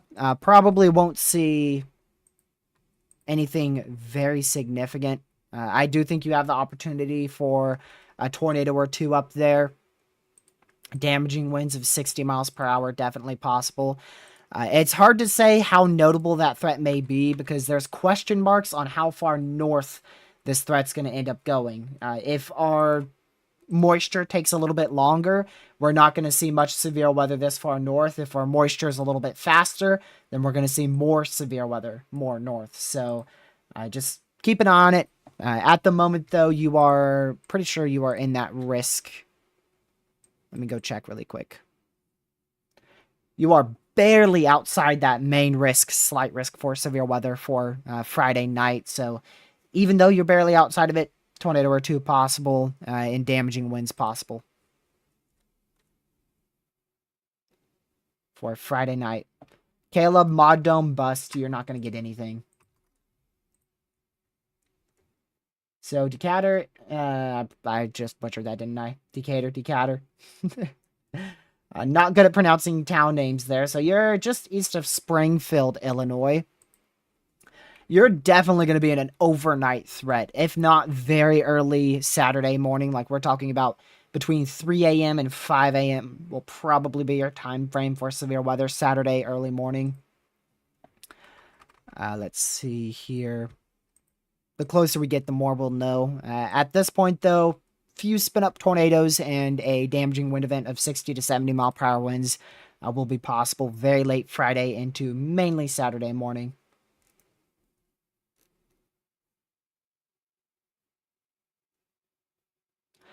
Do I think the 15% is going to expand into Palatine? I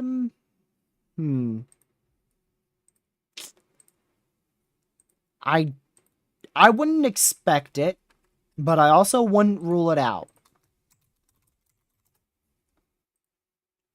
Let me go see really quick. I'm going to check something.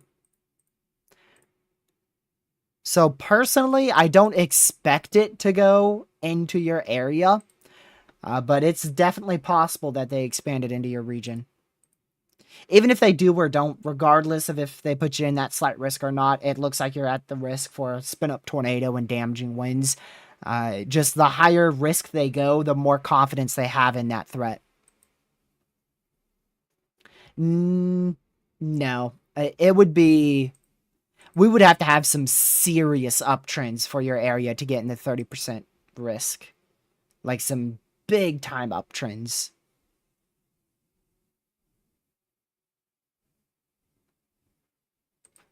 And I just don't think we're going to end up seeing that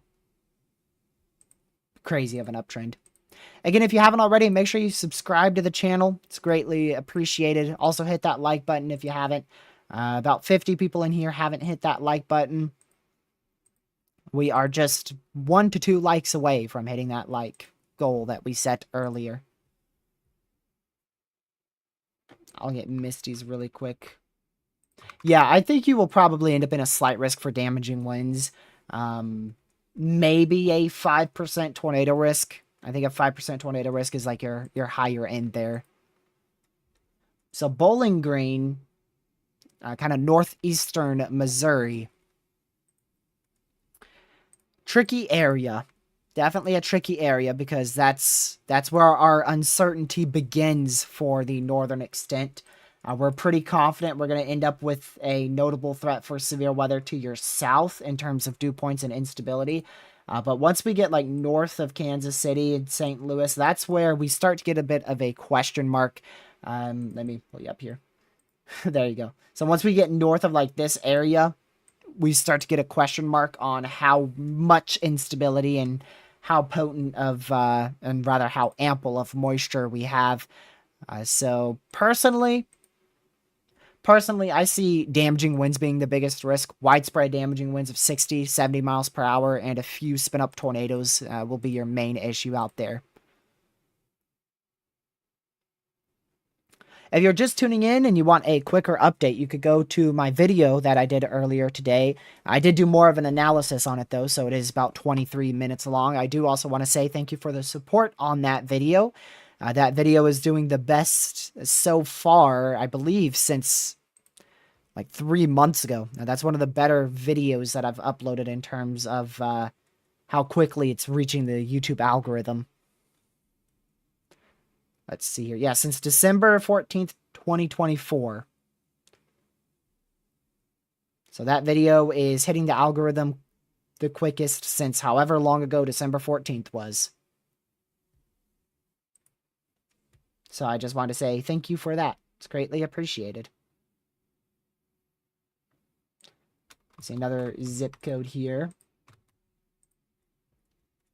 So you are barely to the east of Nashville there.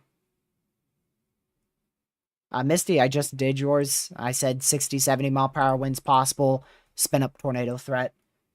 But we do have uncertainty on how far north your instability may go. So definitely want to pay attention to it. It could uptrend or it could downtrend. So east of Nashville, that's a bit of a tricky spot. Because you're right where those systems are going to end up splitting. So definitely going to be at risk for damaging winds very late Friday, early morning Saturday, and then probably more damaging winds Saturday evening.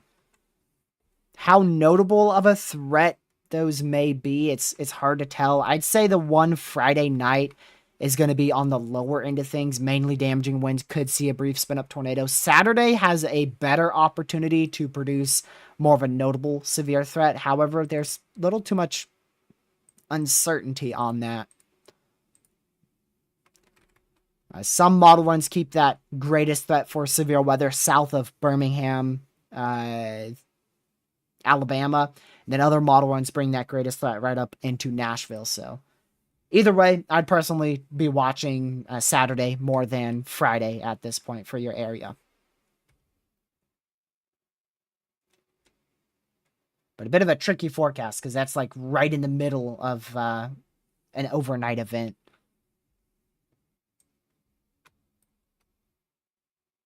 Overnight Friday into Saturday for Cincinnati. Is that in Ohio for some reason? Why did that bring me here? Oh, is that not Cincinnati? Hold on. I thought that was Cincinnati. Oh, that is not Cincinnati. I apologize. It is Cincinnati. Yeah, it's not coming up as Ohio. I think you might have I swear it didn't come up. There you go. I thought you misspelled it, but no, you did not. Why wasn't that coming up with Ohio? Because that's like the first, when you think Cincinnati, you think Ohio. Instead, it came up with Indiana, Illinois, and Iowa. So I thought it was misspelled. But yeah, Cincinnati, Ohio. Let me go check really quick.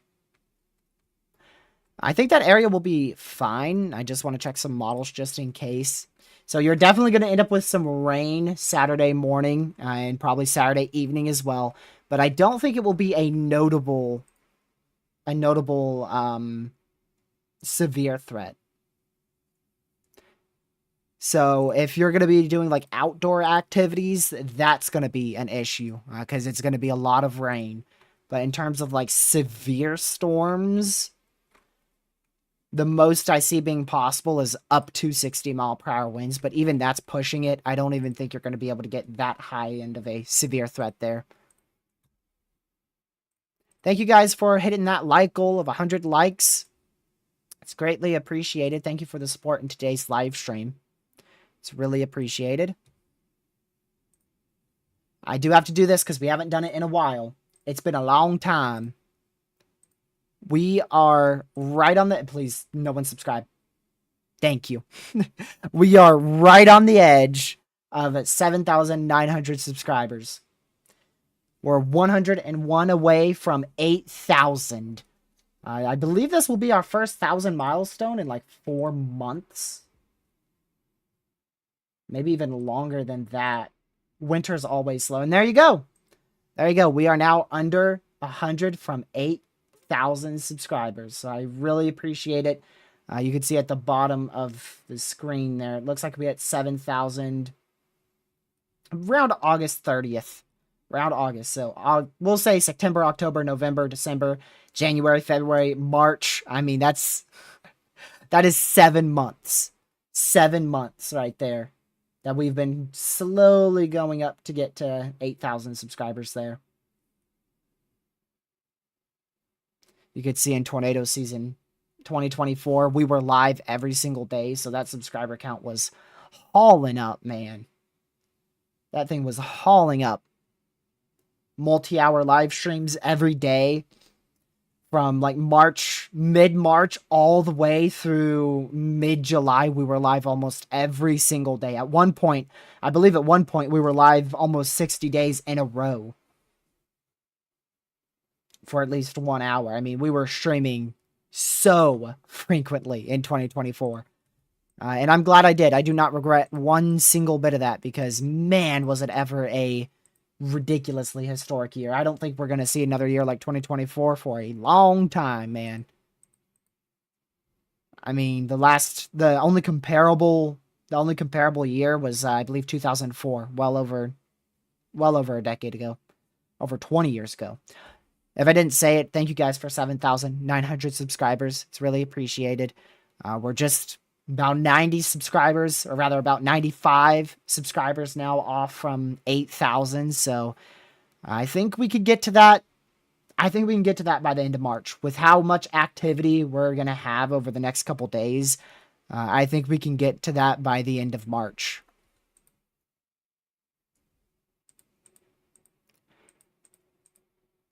I do want to check this.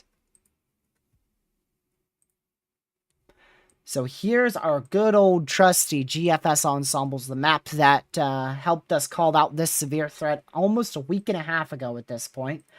Man, there is your ceiling for this severe threat. It is literally not on the chart. So your ceiling for this severe threat on Friday is not even on the chart there. Your most likely scenario is this black line right in here, which is still a very notable severe threat. To put that in perspective, March 4th severe threat was like right here. March 4th severe threat, what was that, like 4 or 5 days ago? 5 days ago now. So March 4th, March 14th. That's your March 14th threat. And then this doesn't show a threat on March 15th, but we will most likely end up with a decent threat for severe weather somewhere around here on March 15th, unless something big changes. In all your model runs, every model run has severe weather on March 15th. Just some have it way higher than others. And then look at that. We do have a new signal starting up out here, most likely after the 18th of March. A lot of inconsistencies. Definitely nothing set in stone there, but there is a new signal beginning up for about the 19th of March or so for the potential of severe weather. Currently, if you go and look on your deterministic runs, nothing really looks that notable until you get towards the 19th. So I really don't think we will see much severe weather for, 2 days? I think we'll get a 2-day break. How does that sound? Does that sound good for you guys? I think we'll get a good old 2-day break from severe storms. Maybe not even that, because we will have the Nope. Yeah, we should see 17th and 18th should be inactive for severe weather. And then we'll probably kick right back up for severe weather activity on March 19th, right around there. And actually, compared to earlier today when I did my video, so this is what I used to do my video the other day. Actually, I don't know if I showed this on my video. I might have edited it out because my video earlier today it would have been over 30 minutes long. So I had to actually cut out full segments there. But so this morning, this is where your signal was for the chance of severe weather. And if we go to your newest run, you can see that it's definitely pulled more north there for the opportunity of severe weather. Now, this is not a solid signal for severe weather. You want to know what a solid signal for severe weather looks like? Well, if we go here to Friday's threat, that's a solid signal for severe weather on ensembles. That is a large signal for severe weather on your ensembles. So compare Friday's threat to our signal on the 18th and 19th, and the 18th and 19th doesn't look so bad now. But you can see your jet stream here, very confident on a large trough ejection moving through the central U.S. So there's a really good chance we end up with severe weather on March 18th, 19th, right around that time frame, somewhere in the central United States as that trough pulls through. Exactly how notable, how significant, how widespread it may be, it's about 240 hours out, so way too far out to get into any specifics. We will really start talking about that threat on the 19th and around the 19th of March, after we get through Friday and probably Saturday as well.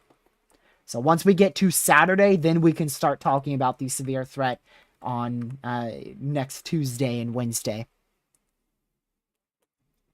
Which by then, who knows? Maybe the whole signal's disappeared by that time frame. My area got circled again. Let's go back over here. That is crazy, T. Smith. So this is Chicago. Thomas is in Chicago here.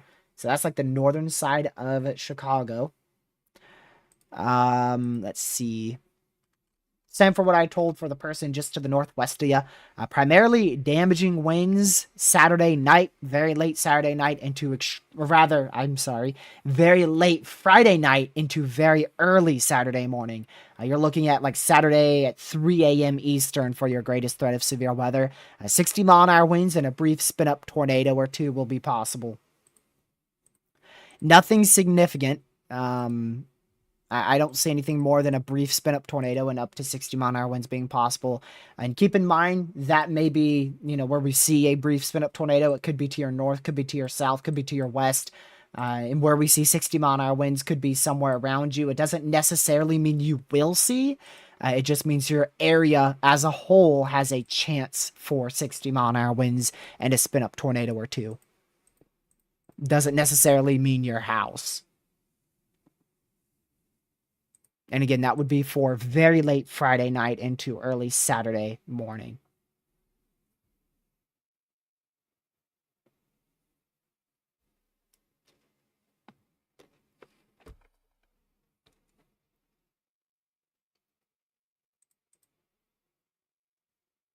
Let's see.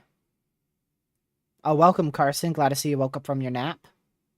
Welcome to the stream. Memphis. So Memphis. Let's see. That's not too tricky of a spot to say. You're definitely going to end up with damaging winds Friday night. Probably around or just after the 7 p.m. Central time frame. The biggest question mark is your tornado threat. I'm not too sure about your tornado threat. You will definitely have the chance for a spin-up tornado threat. However, you could end up in a bit of a higher chance for a tornado risk there. It's a little too tricky to tell. So definitely a spin-up tornado threat in Memphis. Definitely 60, 70 mile per hour winds Friday night, Saturday morning. But I wouldn't be surprised if you get into that opportunity of potentially even a strong tornado threat by the time we get closer. Now, it could uptrend, downtrend. It could move west or east. As I try to say, things are going to shift around, but Generally, Memphis is going to see at least damaging winds in Memphis, Tennessee, with the chance for a spin-up tornado or two, if not greater than a spin-up tornado or two being a possibility.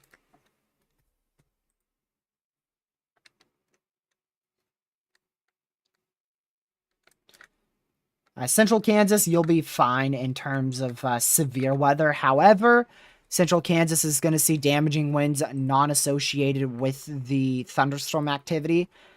So Central Kansas, you're going to see pretty much the whole state of Kansas is going to see widespread sustained winds of 30 miles per hour with gusts up to 60, 65 Friday afternoon and Friday night.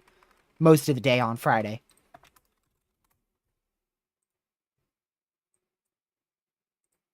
So your main threat will be gusts and winds not associated with thunderstorms. Yeah, all day Friday.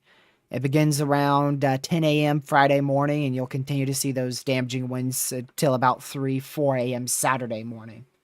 So a good 24 hours of decent damaging wind potential. Yeah, definitely could see those isolated gusts of 60 to 65 miles per hour. Just because of how strong this trough is. Just simply because of how strong this trough is, you could see damaging winds that high.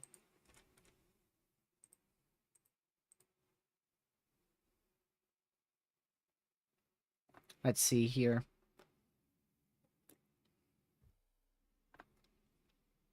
Yeah, the Euro model is definitely more of a linear threat for severe weather, but the GFS is still more discrete. So we really won't know storm mode till like 2, maybe the earliest 3 days before the event. It's going to be difficult to forecast that without cams. And exactly where that sets up is also very uncertain.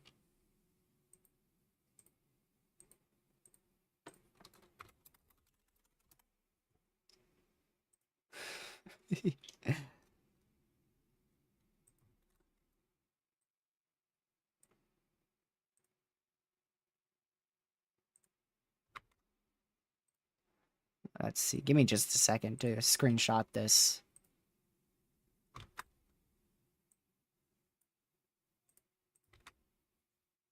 There we go.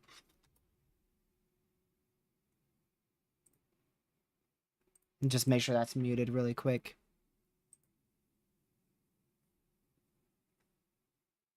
It indeed is. Good.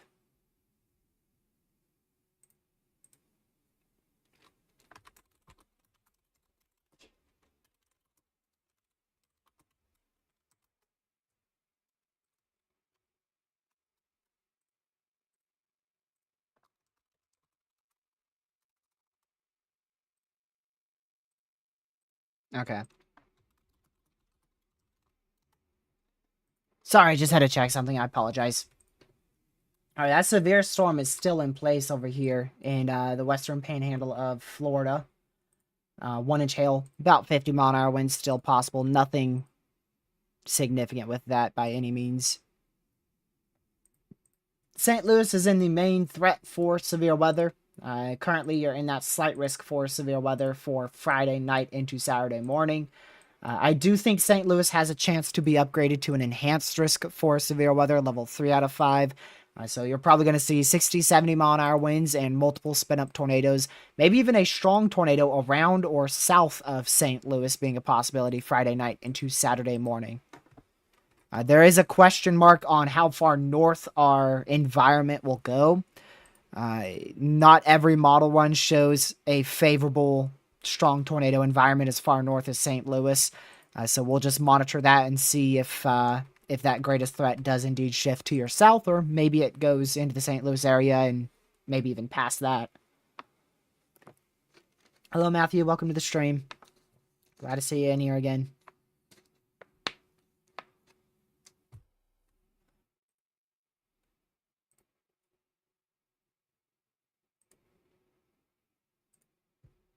Okay. Yeah, also, never mind. I don't want to show this because it could confuse you guys. Well, for those who know CSU, I would suggest you go and look at it. If you know how to look at the CSU Outlook, you can go ahead and do that. I don't want to personally mention it because then people will get confused between the SPC and CSU Outlook.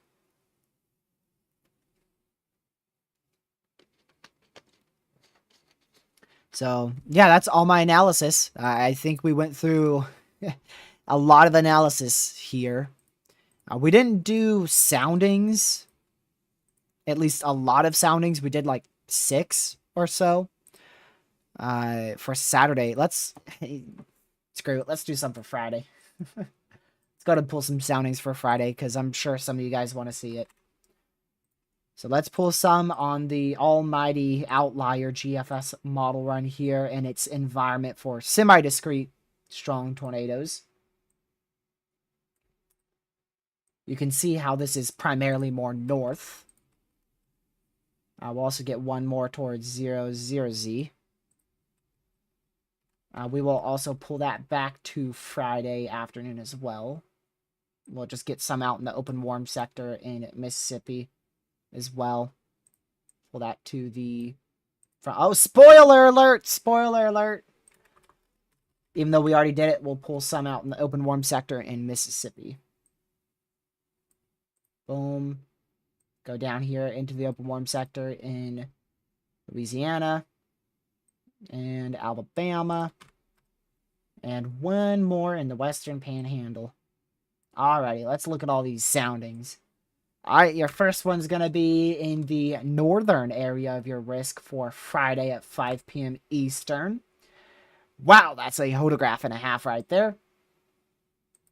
So very strong, very, very strong and very obvious wind shear from that hodograph, specifically in the mid to upper levels. A little weak on the lower levels. That's also evident here by your surface to 1 kilometer range there. But still definitely strong enough to promote an all hazards threat. 8.3 kilometer lapse rates. Man, that's crazy. However, it says weak tornado. Why? Well, let's see if you guys have already spotted it. I'll give you a few seconds to spot out what may be a big issue in this area. Again, this is the northern risk, just north of St. Louis. I'll reveal the answer in a few seconds on why this is a weak tornado sounding and not like a PDS tornado. All right, there you go. That's your time. It is the temperature dew point spread. Indiana and T-Smith both got it. There you go. I believe Indiana, T-Smith, and Severe Weather Alert all got it before I said the answer. There you go. 54 degree dew points, 77 degree temperatures. That allows for a very elevated storm potential out there. So you're looking at more of a, I don't even know if I could say hail threat here, but it is slightly more of a hail threat, maybe some small to large hail, but it's not like a very notable hail threat due to, well, I mean, your instability is good, so maybe that is a pretty good hail threat there in northeastern Missouri, if cells could actually fire in that environment, which I'm not too sure if they can. I don't know exactly what I did there. I didn't mean to press that. But yeah, still, I mean, that temperature dew point spread, that is 54 to 77. That is what, 23 degree dew point and temperature spread there. And you can see, look at that. You can see the surface heating there. See at the 850 millibar to below. Look how rapidly your temperatures warm up and your dew points actually dry up a little bit and then also start to get a little bit better towards the surface. So that's probably just a case of too much daytime heating as well as not enough moisture. A mixture of both. Thank you, Matthew, for the $10 donation. I greatly appreciate it, and I appreciate you as well. Thank you for that $10 donation. Hopefully you're doing well. And keep a track of the severe weather. I'm sure you are. I'm very sure you are. You're probably more eyeing Western Kentucky in your area for a chase. Matter of fact, you know, just for the fun of it, let's pull one in Western Kentucky. I'll look at that one now, so that way you don't have to wait 20 minutes for me to get through all these soundings, however long I take. So, Western Kentucky, really good sounding right there. Yeah, very, very good sounding. Not great on the lapse rates. Definitely not great on the lapse rates there. But good instability, okay. Capping wouldn't matter too much unless you're looking for open warm sector supercells, which in this case, more of a semi-discrete to clustered tornado threat on that cold front here. So overall, this is a good sounding. Definitely a risk for a few tornadoes, spin-up tornadoes. Maybe a strong tornado threat. I'm not sure if the strong tornado threat would go that far east, but that's very close to where I'd be watching for a strong tornado threat in far western Kentucky. Now, once you get towards, like, say, the Madisonville area, Russellville, that's going too far east, but towards, like, Paducah, Mayfield, Benton, that area, could see a strong tornado threat out of this in the state of Kentucky. Now, outside of Kentucky, of course, there's going to be other areas, like I mentioned before. This entire region could see the potential for strong tornadoes, but in just the case of Kentucky, just looking at the state of Kentucky alone, the greatest chance for tornadoes will definitely be on the far western side of the state. West of or around Madisonville, Hopkinsville, Princeton. So really good sounding. I mean, I'd give that like an 8 out of 10 sounding right there. That's really good for a spin-up tornado threat and a clustered tornado threat. Now, if this was in the open warm sector in Dixie Alley, I would have a little bit more of some pinpoint things. I'd probably definitely mention those lapse rates, but I mean, overall, where's D-Cape? Yeah, definitely, by far, damaging wind threat, spin up tornadoes. I don't think you're going to get a long track tornado threat here, but you could still see that strong tornado threat. If you don't have really sufficient lapse rates of at or greater than 3, or rather greater than 7 there in your 3 kilometers, what I meant to say. You're going to have greater than 7 lapse rates in your 3 kilometer, surface to 3 kilometer. All right, we looked at that one. Let's close that one out. Where is this bad boy at? This one is going to be in central Missouri at 5 p.m. Eastern on Friday. Woof! That is a long track, strong to maybe even an intense tornado threat, if I've ever seen one there. If your dew points get better, those dew points are a big ouch here. Big ouch right there. If you can get those dew points into the 60s, it would be better. But those dew points definitely an underperforming factor there by a milestone. Most likely this would not be able to produce a long track tornado just because of those moisture dew points being too low there. But other than that, I mean, 1,700 instability, 8.1 kilometer lapse rates, plenty of wind shear, S-tier hodograph. A little bit of actually dry air entrainment in the mid-level there. We'll see if that improves on our next sounding right here.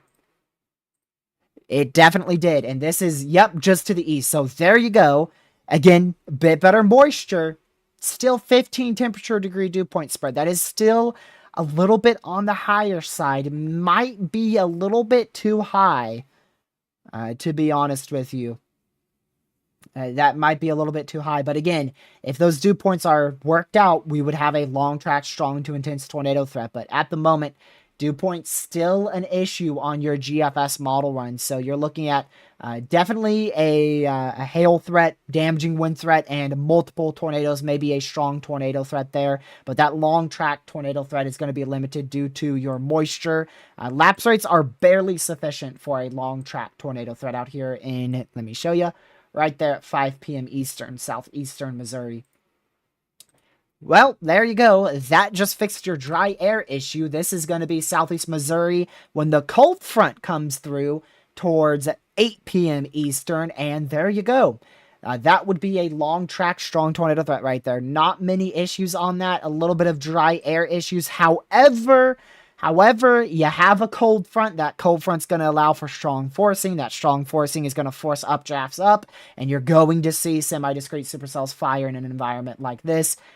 Little bit lacking on those lapse rates. They are 0.32 low for what I would classify as sufficient. So just a little low on those lapse rates, but even without lapse rates being perfect or very sufficient, definitely a long track, strong tornado threat there on that hodograph. And overall sounding again, southeast Missouri at 8 p.m. Eastern. And that's why I was talking about that area. Probably will end up under an enhanced risk there. Next sounding, not PDS Tor there. This is going to be in Dixie Alley at around 5 p.m. Eastern in your open warm sector. So this is your southern mode. Not surprised, a little lacklustering in those lower level wind speeds there. Your lower level jet a little bit on the lower side. Dew points are fine because you're in Dixie Alley, almost 70-degree dew points. A very tiny hodograph because those lower level winds are not the best. Your lapse rates are barely sufficient, plenty of instability. Overall, a good hodograph. I think the lack of wind shear in the lower levels would probably decrease that long track threat quite a bit. I still think you could end up with a few tornadoes, maybe a strong tornado, if that lower level wind shear improves as your lower level jet should increase towards the 8 p.m. time frame. So not the worst there. Other than that potential lower level jet issue, I don't see any other red flags there. Another sounding just to the north of that at the same time frame, I believe. Yep, this is going to be for 5 p.m. Eastern. A bit better lapse rates. Still a little lacklustering in that lower level jet. Little bit worse moisture. Overall, about the same. Good hail threat, good wind threat, good tornado threat, strong tornado threat may be present, but a long track tornado threat would definitely be more limited there. Because of that lower level wind shear not being as sufficient. Just a brief intermission. I want to take a sounding in both of those areas here a little bit later. Brief intermission from our continued soundings. I want to do two more. That lower level jet improves. There you go.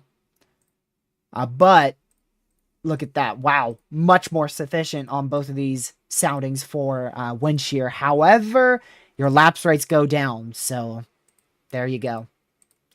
Probably not a long track tornado threat as far south as central Mississippi because those lapse rates are an issue at night and then the lower level jet is an issue in the day.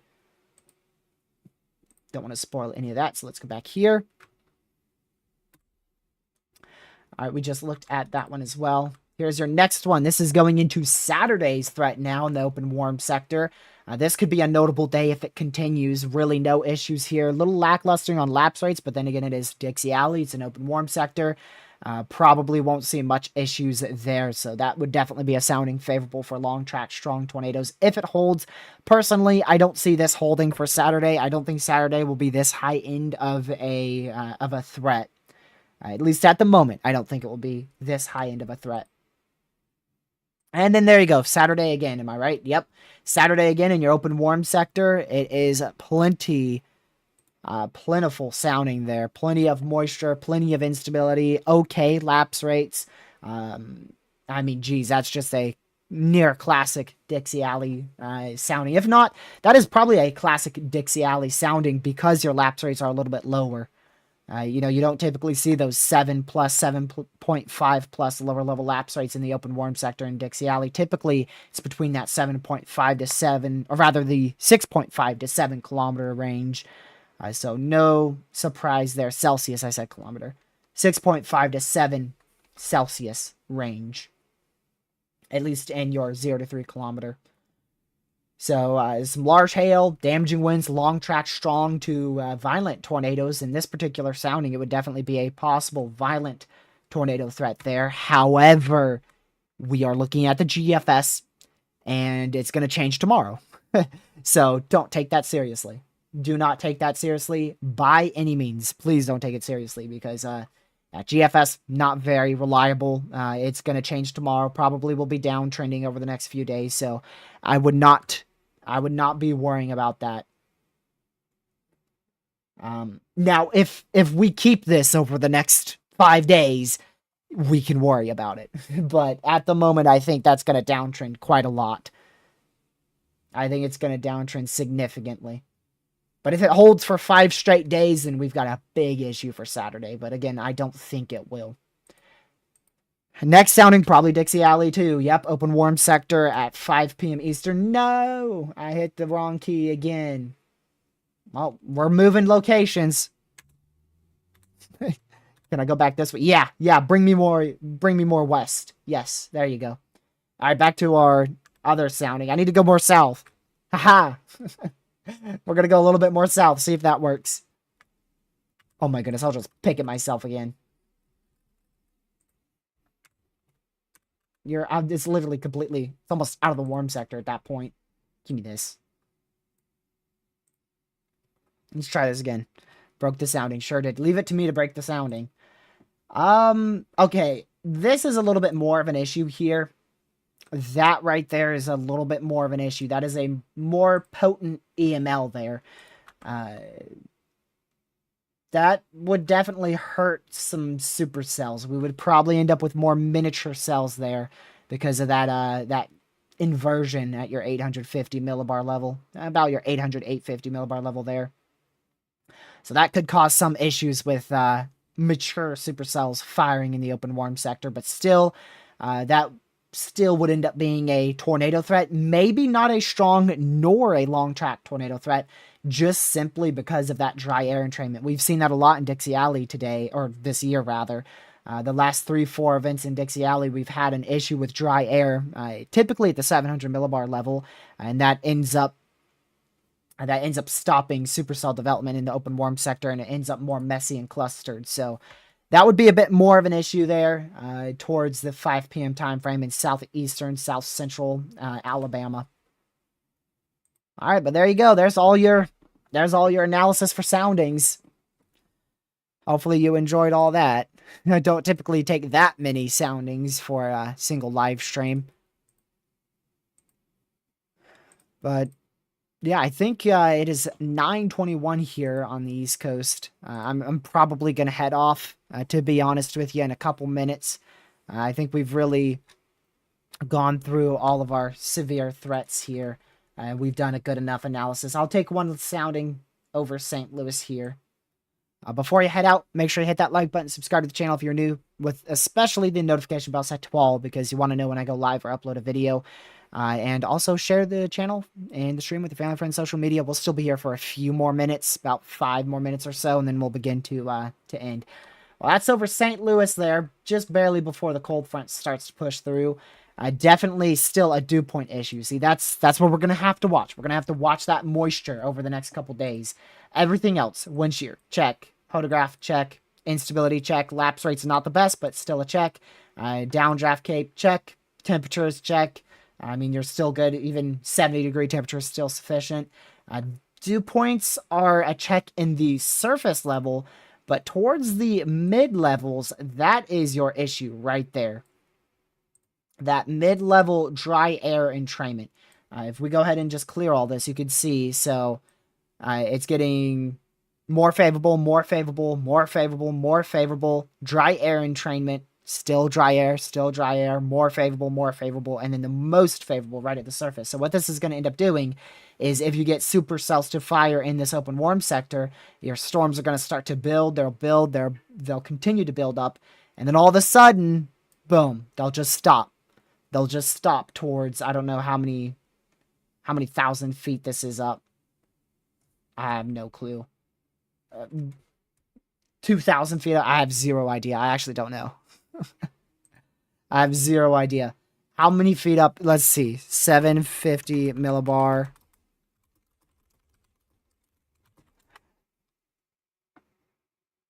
Let's see. 10,000 feet up, so I was definitely wrong. Apparently that's about 10,000 feet up in the atmosphere, so you'd see those storms mature up to about the 7,000, 10,000 feet up time, I said time frame, 5,000, not 5,000, you can see, I'm getting tired, I'm starting to mix words, I'm sorry, between 7,000 to 10,000 feet up in the atmosphere. And then after that, they will get cut off by dry air. So you will end up with many supercells. Not many in terms of a lot, but mini in terms of small. You would end up with small, miniature, not fully mature supercells.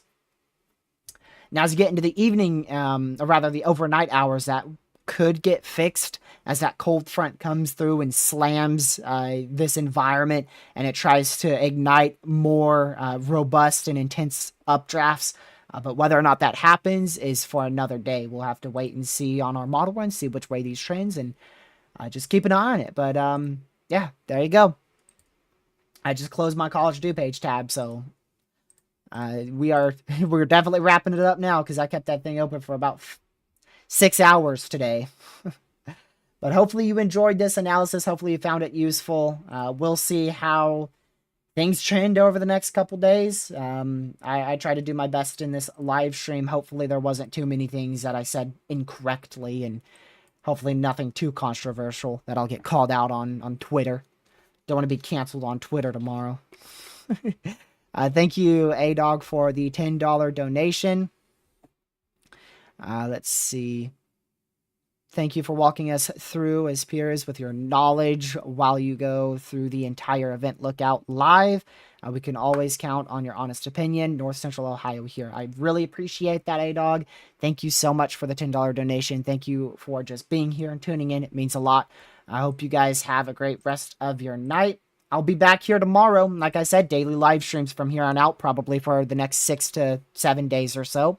Yeah, we're going to switch over to our outro music. If you're new here, we do about a 3-minute outro music, just to wind down, give you guys time to say goodbye to everybody, friends, family, whoever you may have in chat.